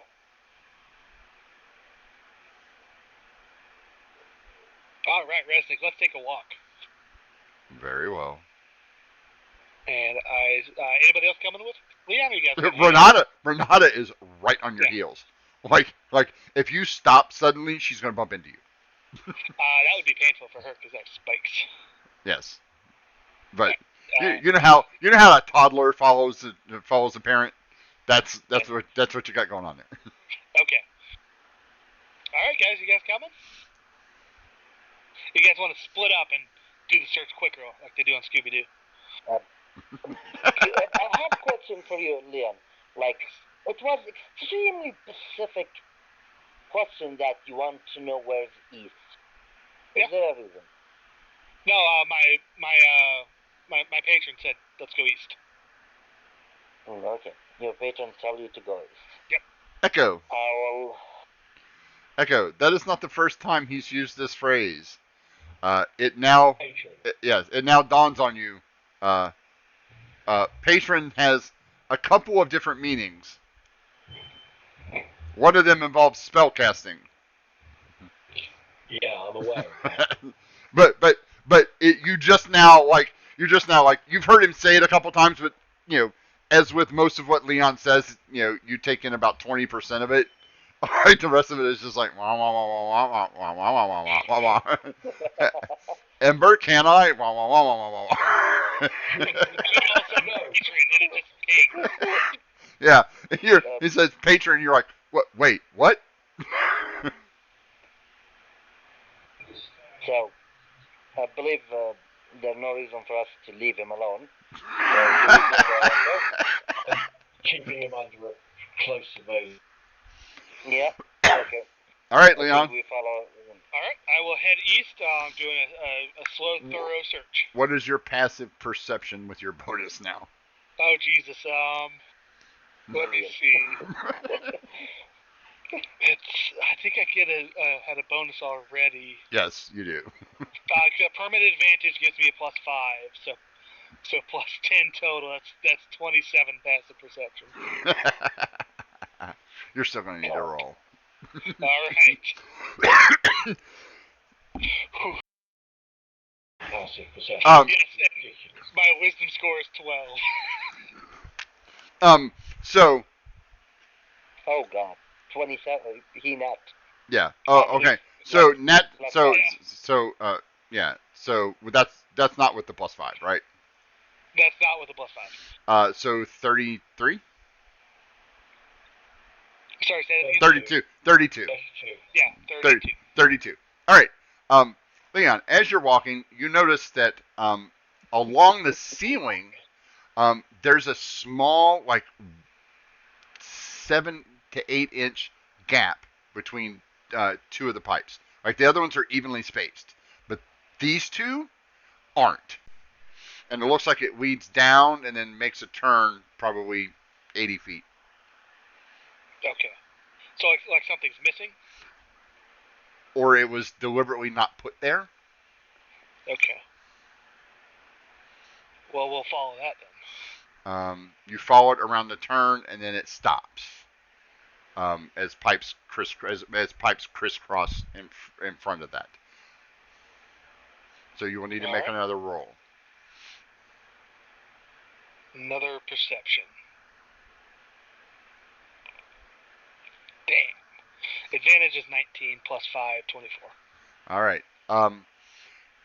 You spend about 5 minutes walking around the same like 60 foot area, like not leaving sight of your compatriots.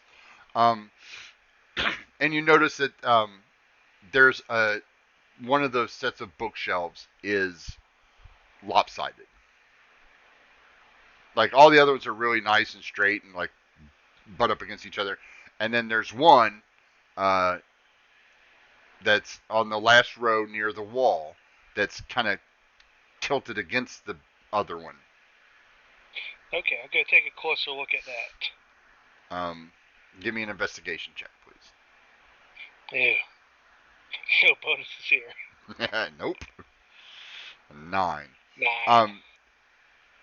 Can I try? Yeah. If Leon tells you what he's doing. Oh, okay. I think I would.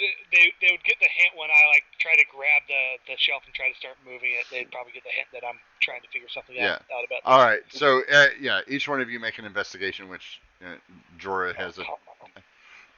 Don't you have advantage on the investigation, Jorah? I have what's called expertise. Expertise. Yeah. Okay, so 14. Yeah, Jorah, you notice that like Leon's trying to move this thing. You do notice like there's something off with this shelf. Like it's tilted.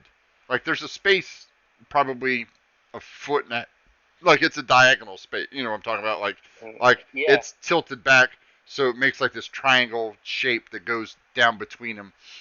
Um, you could probably squeeze. Well, Ember or Renata could probably squeeze through there. Like before that, I will Leon, do you like I will like hold his shoulder and point to this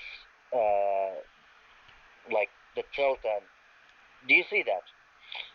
Oh, I do now that you pointed it out. Yeah. Well, no, you saw that. You just didn't know how to get in there. Yes, Like I you, think, the investigation was you were like, I'm just gonna like, because your first instinct is set it up straight, right? Yeah. Or yeah, just move the entire bookshelf out of the way. Right. Yeah, so like if we send one of the small people that we have, they might able to squeeze there. Oh, I'll go. And Renata, Are you sure, Renata? oh yeah, no, you're helping me. It's the least I could do is crawl through a space you can't fit in. You just keep that thing from falling on me. That's fine. Will do. She goes in and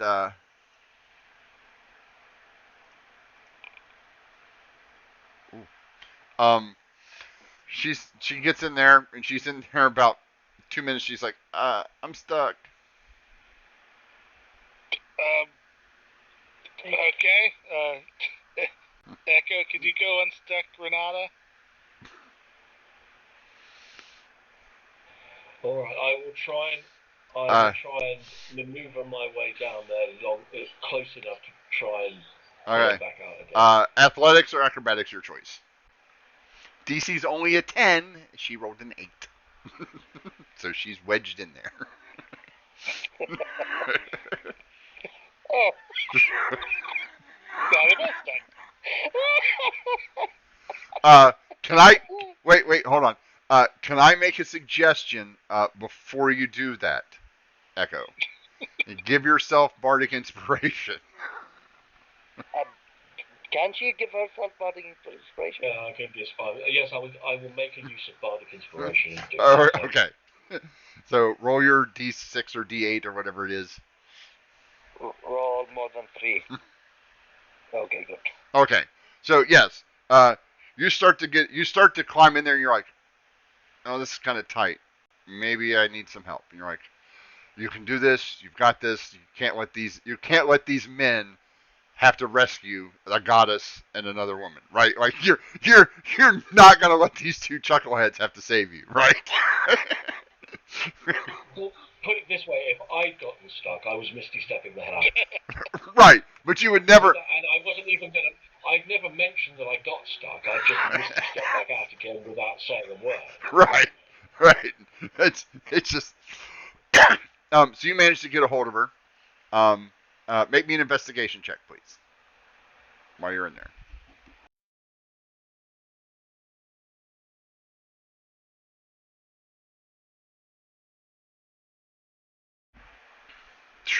Okay. Yeah, you managed to get a hold of her and drag her back. I'm assuming you're dragging her back out. Okay, so you drag her back out, and she's like, "I'm sorry, I got stuck. We might have to go to the other end, or maybe tip it over." Alright, I'll just get this entire bookshelf out of the way and make it much easier. Okay. As you try to muscle this thing, Leon, you can't. Like this thing's about 60 feet long, 20 feet high, loaded with books. Resident goes, "Are you looking for something behind there?" Yes. Do you know a way in? No, but I could go in there for you if you would like. Yeah, Resnick, go see what you can see. Resnick floats through the bookshelf. As he floats through the bookshelf, the 5 of you go have that little ting light bulb thing goes. We probably should have asked the ghost guy to go through. Much easier. Yeah, he comes back and goes. There's a lever. Okay, did you give it a tug for us? And he's like, Okay. sure. And he grabs a hold of your shoulder, and his hand goes through your shoulder and goes, I could try. Damn it, the incorporeal thing. How far down there is it? Oh, about 40 feet. How far could I get down? About 20 feet. About 20 feet. So I could misty step to the end of it. If you could, yeah, if you squeegeed in the first 20, you could teleport the other 20. Okay, I'll do that. Okay. You mark off your spell. You squeegee yourself down in there. You teleport what you think is about 20 feet. And sure enough, there's a brick, one of the stones, but it's shaped. It's a perfect cube. It's not like like the normal paving stones. This is a perfect cube. Yes. And Okay.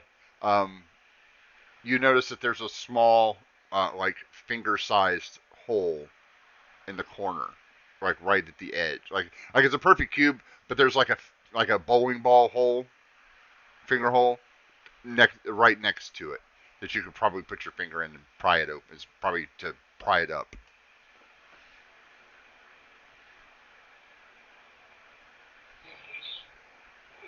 I'm going to try. Is there a stick or a twig or anything else around here that I can possibly try putting in there first before I put my finger in that thing?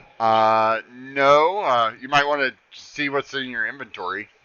I don't know. I'm going to have a quick look. If you have a torch, you can like splinter that maybe. You have a hand fan? Leon has a bent butter knife he can throw you. Yeah. Oh, you have a dagger. A dagger will work. You have your dagger that you have on your thigh that you keep with you. I'll take out the dagger and use that. I'm not putting my finger in there. You pry it. You pry it down in there. It pops open, and sure enough, there's a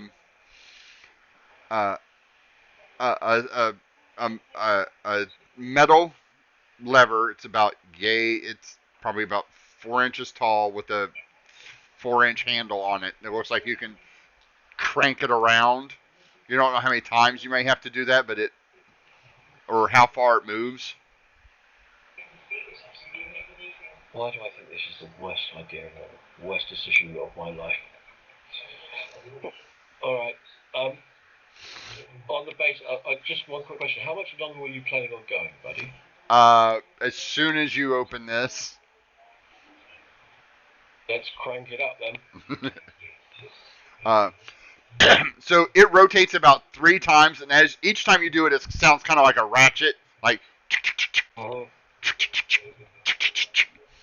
And then as you crank it the third and final time, it goes, and then it sinks to where it's level with the ground, and you hear this, and the ground starts to shake. Leon, sorry. Just remember, yeah. So Leon, everyone feels the ground kind of shaking a little bit. Like this is kind of a major thing. Leon, you see with your 27 natural perception, probably about 50 feet down against the wall is moving. Like literally moving out of the way. Like it's sinking away from it. It's working. Are you going to go down there and look? Yeah. Am I currently like holding the bookshelf? Or No. Okay. No. You had no effect on the bookshelf whatsoever. Yeah, I'm gonna go look. Echo's not here to tell me not to. Yeah. So Renata follows you. As it sinks away, it backs up about 10 feet, and then pulls itself apart. And you're like, you're standing there and going, I never would have found that. Like you would have walked, even with your perception that you have now. You see the wall come apart. There is no discernible crease in there. Like you see it start to pull apart. And you're looking and looking. You're like, I you'd have never noticed. And behind that is a large seal, about 8 feet in diameter, of solid adamantium, with the picture of a dragon on a mountain. The mountain's in the background. The dragon is peering over, and in his hand he has what appears to be a large heart. Now, given the scale of the tiny, tiny, tiny little trees at the bottom of the mountain, this mountain is massive. This dragon sitting on top of it dwarfs the top of this mountain, and the hand is probably a good eighth the size of this mountain. The heart. And that's where we're going to end for the day, because we've been here for 4 hours. Yeah, I turn around, I give Renata a high five. Yeah, and she's like, yeah! As Ember, Misty steps out, and then looks over and goes, fuck. Way to go, Ember, yes! This is such a bad idea. Tell me about it. Like, yeah, I know that. All right, so we're going to do what we normally do and do our our affirmations. I'm going to give Ember, Sai, a chance to go first. To get that off of it, to get everything off of his chest now. Sai, we'll go ahead. We're going to do this a little quick because I know I think you're trying to get to food and whatnot. So your favorite Echo moment and then your favorite moment for everybody else.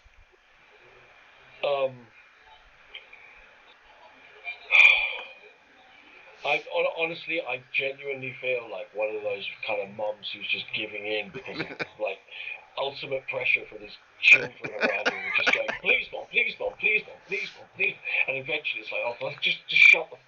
I do not believe that this is a cunning plan in any way, shape, or form. But if she's going to do it, then we might as well be there to grab the orb, because once it's open, it's open. Well, what's your favorite moment for Ember today? What was your favorite moment for her?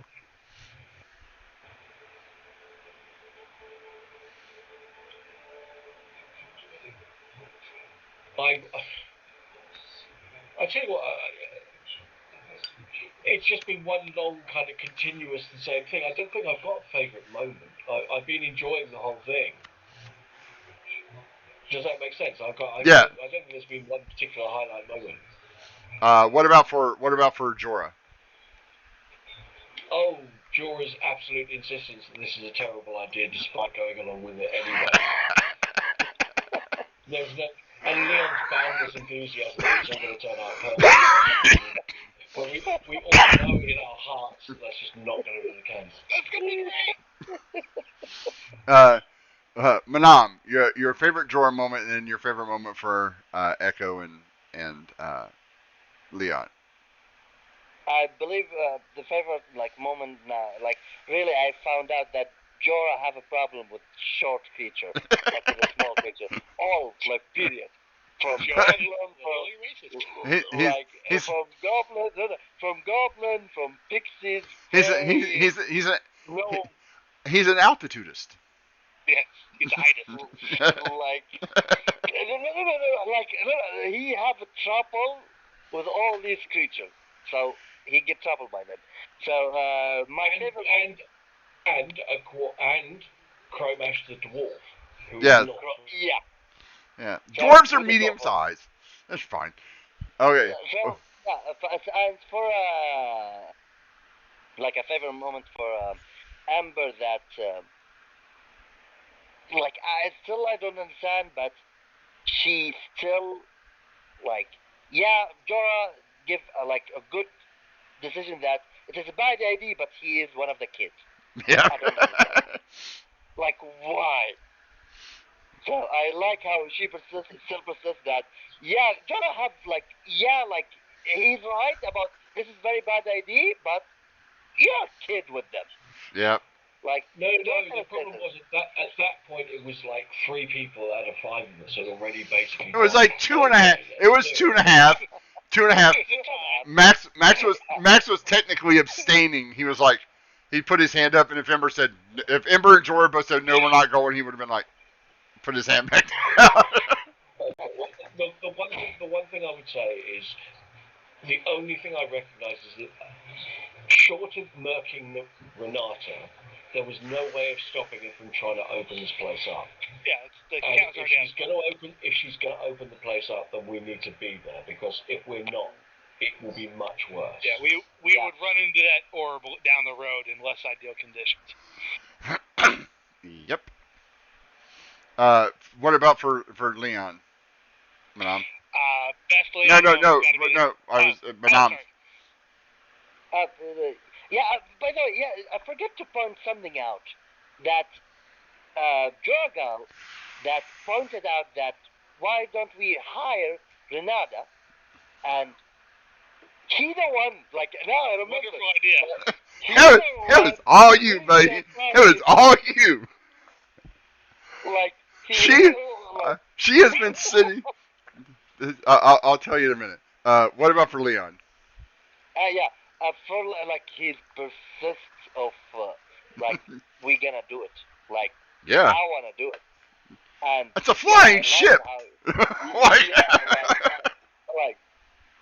Like, come on, there's like, I feel like there's something crazy gonna happen, but we're gonna do it. Robert. And I love the way he talked to his goddess. Like, hey, Lady of the Eye, I need help. Like that. Okay. It's a good simple. It's really cool here for you. It's a good simple prayer. Like, she doesn't know what's down there either. But she wants to. Yes, she does. Oh God. So Robert, you're natural 20 in a perception check. The dice gods are affirming my playstyle. Yes, they are. I have done nothing wrong.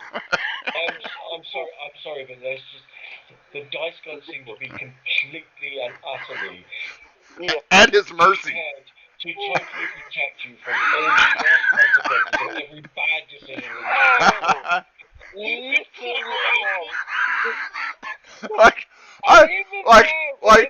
I mean, to be honest, like losing a D4 off your max hit points is a big deal. Like that's something you just can't get back, right? That's half a level, yeah. Yeah, that's like half a level, and it could have gone really, really bad for him. It didn't, but it could have. Jessica, no, exactly. That's the precise point. It could have gone really badly, but it fucking did. But I don't have any control over it, right? Like it's like I was like, I can't, I'm not playing favorites. I wasn't just gonna, say Leon lose 4, right? I'm not that kind of DM. I just, let the dice make the, it's a random game. Let's random it out, and that's what happened. So Leon again avoids any serious consequences for his actions. We'll get them piled on the door next week. Yeah, I'm waiting for that. Well, somebody's got to search this giant opening for traps, doesn't he? I'll take my glaive out and find all the traps. Yes. So what about for Ember and Jorah? For Jorah, before he said it, I was going to point out the fact that, yes, this was Jorah's idea to come here. That he had a great idea to go find help. And just like everything else Jorah ever does, it just backfires. In the most spectacular way.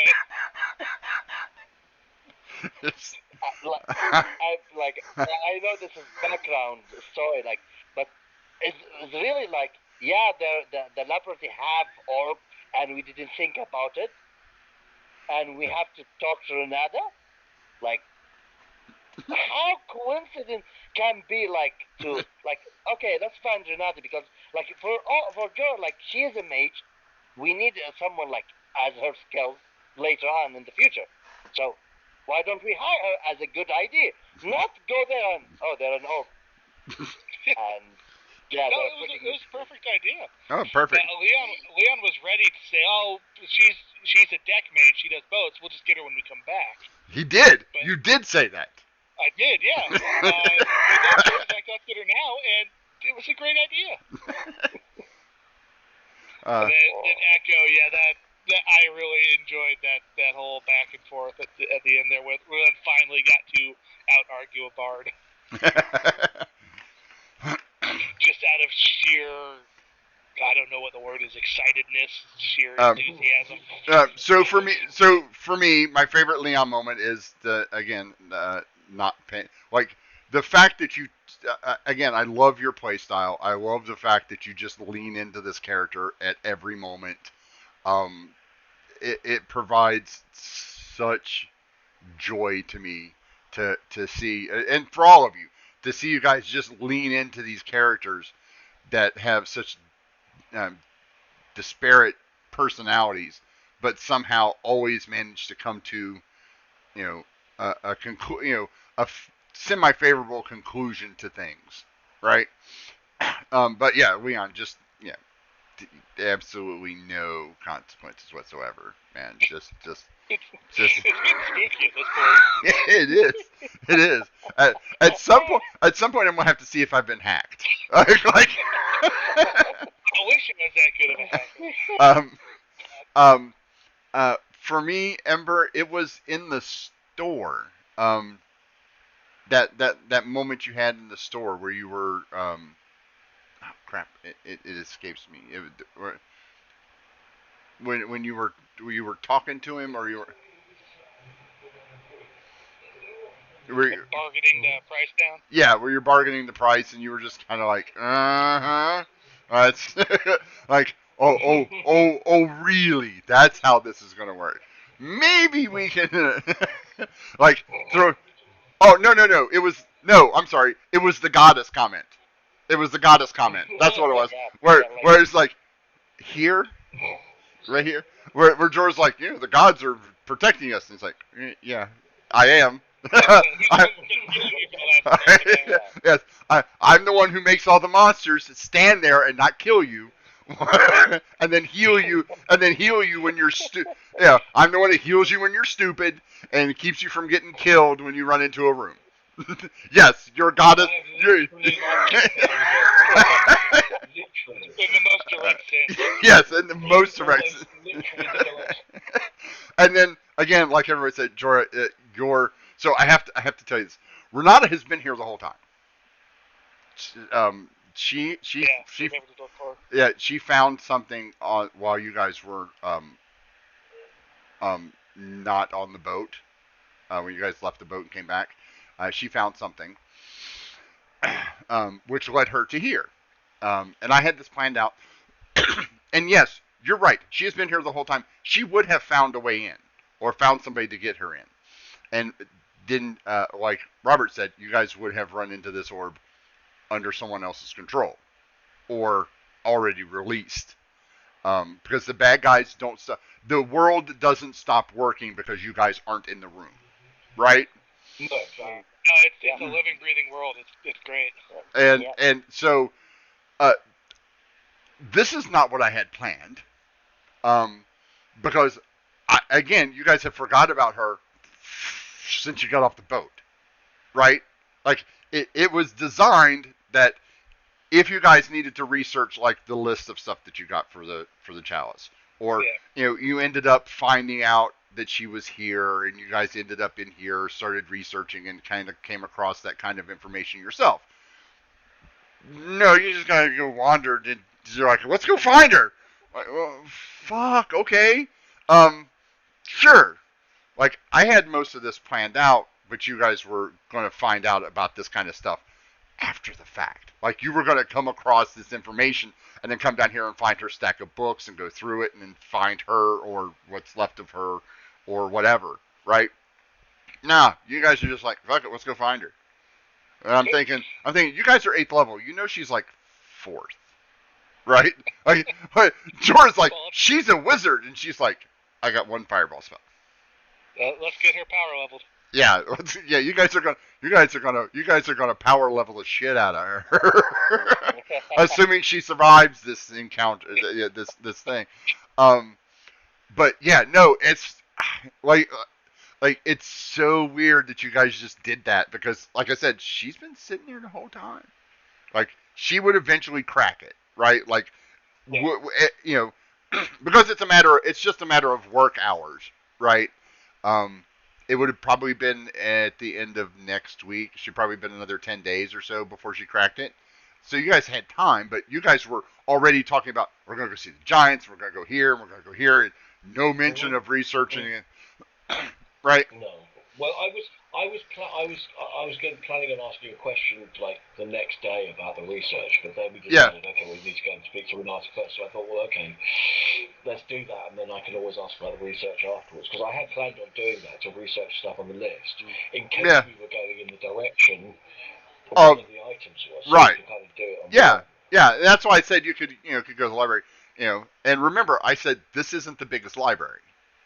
The library at the castle is larger than this, right?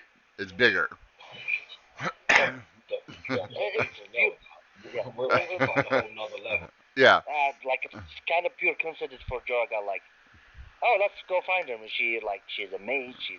Oh no, don't get me wrong. It makes total sense. Like all of your logic from all of you makes total sense. It's just the fact that it just the way it led to you guys stumbling across a plot point, a plot device that you didn't need to come across yet, or were like if you came across it, like if you guys went looking for her earlier, she wouldn't have had you guys kind of found the perfect spot to find her because she just found this stuff out at the end of this week.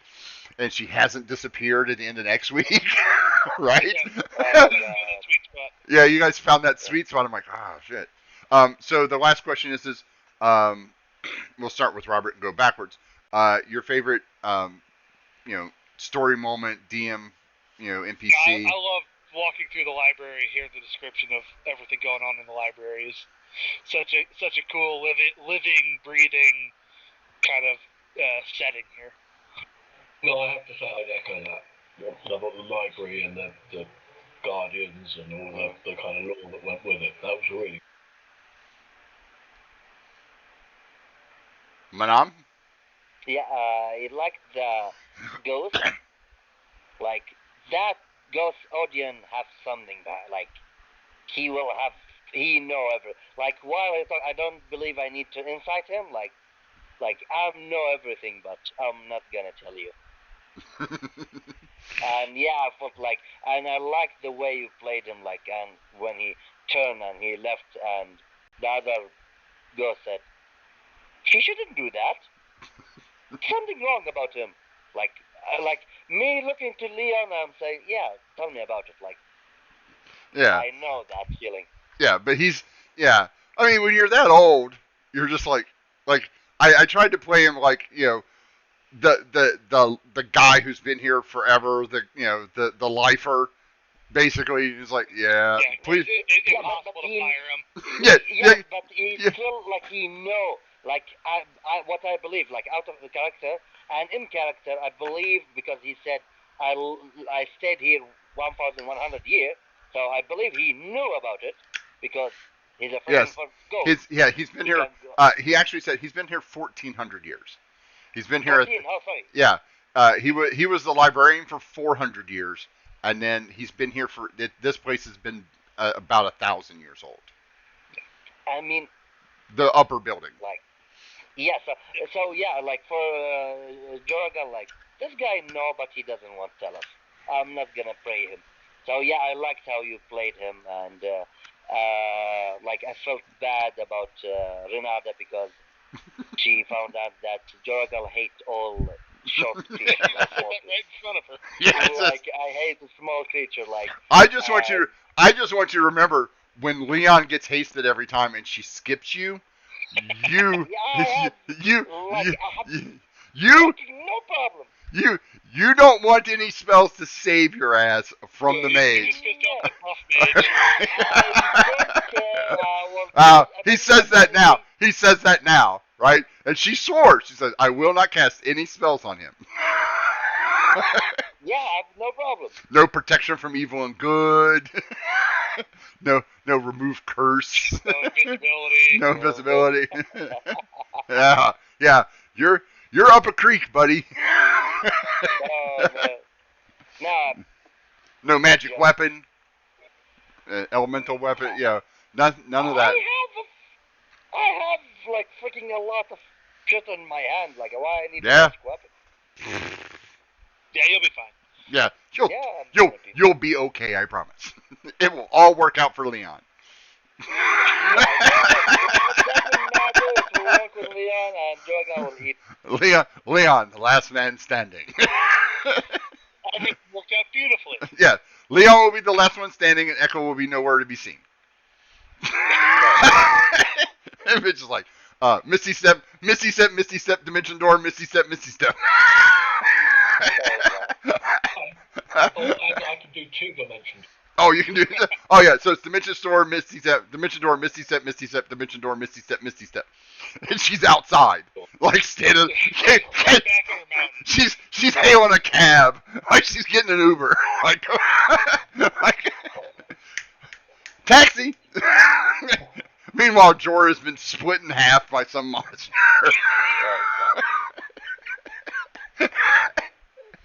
Done? But, I feel that happening then. I love you, Manam. I love you, Manam. If any of you have seen any of the clips of the new Suicide Squad, I just see your death as the guy that King Shark pulled in half in the rain, just like stink. Nom. Oh, God. Yeah. See, he kind of reminds me of Leon. Nom. No. That nom. Nope. That nom. Like, I just wondered now, can I eat that dead body? No. Can I eat that dead body? No. How about this one? Eventually they'll say yes. Yes. Eventually. So. Yeah, put it this way. That makes Ember Harley Quinn, which should really make all of you very, very scared. Yes. That movie wasn't bad. To be honest, King Shark is the best part of that movie. Like, honestly, King Shark was the best part of. Enjoyed the film. Yeah, well, I know, but for me, like, King Shark, like, if King Shark's not in that movie sucks. That movie doesn't live up to the comedy in it didn't hold up enough for me without King Shark being in it. To be honest, like, the whole. I need to watch that movie. Yeah, well, you can watch the clip. Yeah, King Shark just kind of steps out of the pouring rain in front of this guy. He kind of turns around, and King Shark grabs him, puts his thumbs through both sides of both lungs, and then tears the guy directly in half from top to bottom. Oh, God. Oh, God. And I'm like, that's how Jorah's going to die, because Leon's going to piss somebody off.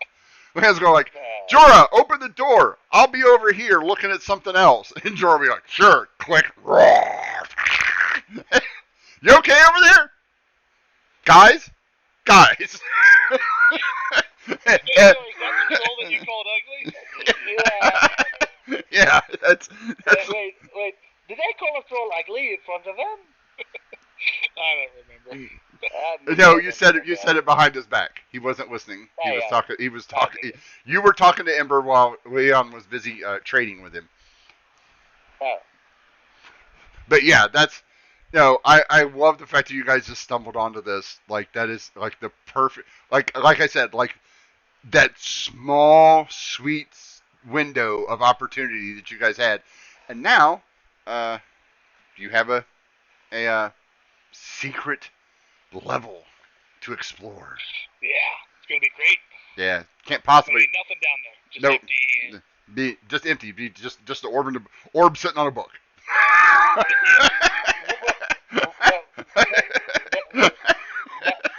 at least this time, there's something different about like our travel. I'm no longer able to be controlled again. I hope so. Maybe. I'm sure. I forgot. I almost forgot. There's something else. For you guys, You guys are going to gain a level. Oh, nice. Oh, Nice. awesome. Fantastic. But I will not be able to level you guys up until Wednesday evening, because I'm going on vacation Sunday through Wednesday day. Nice. Have fun. No problem. Maybe Thursday then. Wednesday or Thursday. It's just think about what you want to do. Ember, I know yours is just point and click and pick some spells. So point and click and pick one spell and swap one spell out. That's exactly what I'm going to do. Yeah. So so that one won't take their time. Everybody else, I do need Leon. You do need to think about the word patron quite a bit over the course of the next week for me. Okay, I used that word, didn't I? Yes, you did. I just want you to understand that. Okay. And for me, I believe I need to sit with you to see if I'm gonna take a ASL feat. Yeah. To be honest, if I were you, I'd take the feat, take the dual wheel feat, put the shield down, and start dealing a shit ton of damage. Like honestly, like because like ASL, if I'm gonna take it, I'm gonna upright my initiative. Yeah. With 2. With your dex. Because I have intelligent and I have what do you call it? Intelligent and yeah. But dexterity. Yeah. Yeah. So it is like I have few things is good. Yeah. But still, I honestly think that you should take the dual wield. A flame tongue, the dagger that you have, and a flame tongue, you will start to bypass what Leon can do. I'm just gonna say that. How deal wielding like I use 2 attacks and bonus action attack? Yep. Okay. So you 2 attacks with 1 weapon, bonus action attack with the other weapon. Yeah. So basically, you swing the flame tongue twice, and then sneak attack with the dagger, the super powered dagger. Basically, the plan is if you're sneaking up on them, you stab them with the dagger first, which is the finesse weapon to get the sneak attack, and then you beat them about the head with a longsword twice as your normal attack. Or you can do it the other way. You can try to get 2 shots. Technically you should do it the other way. You should take both of your main attacks with your dagger to double up your chances of hitting for a sneak attack. Yeah. And then cleave him over the head every round, once a round with a giant longsword that does 2d6 fire damage. you're like, fucker. But you have options. Fucker, yeah. But you have options, because you can do it either way, right? Like if if you know that you have advantage because you're on the other side of Leon, you swing twice with the longsword and then take your, because you get advantage anyway, and take your advantage attack with the dagger. Like that's what I do. Yeah. Take the level. That's what I'm saying. Like your damage, rogues dual wielding will start to get the kind of damage that Leon, the big fighter, great weapon fighters, you will outpace them eventually. Because Leon's maxes out and yours never does. Yeah. I multied into Juggernaut, so I'm getting bigger, not hitting harder. Yeah. Yeah, Leon's your tank. Leon's the holy shit. We should probably do as much damage to him as we possibly can right now. Otherwise, he's gonna. Attention getter, yeah. Meanwhile, Jorah runs around going, "Fuck you, fuck you, fuck you." So, all right, guys. Thank everybody for watching the stream. We're gonna call it here. We've had a great time today as usual. See us again next week. Same time, same channel. May all your rolls be 20s, and may all your draws be lands. Signing out here from the dark side, from the Blue Cheese Room on the dark side of the moon. This has been Oblivion Unchained, and I'm the Loophole King, and you guys stay safe.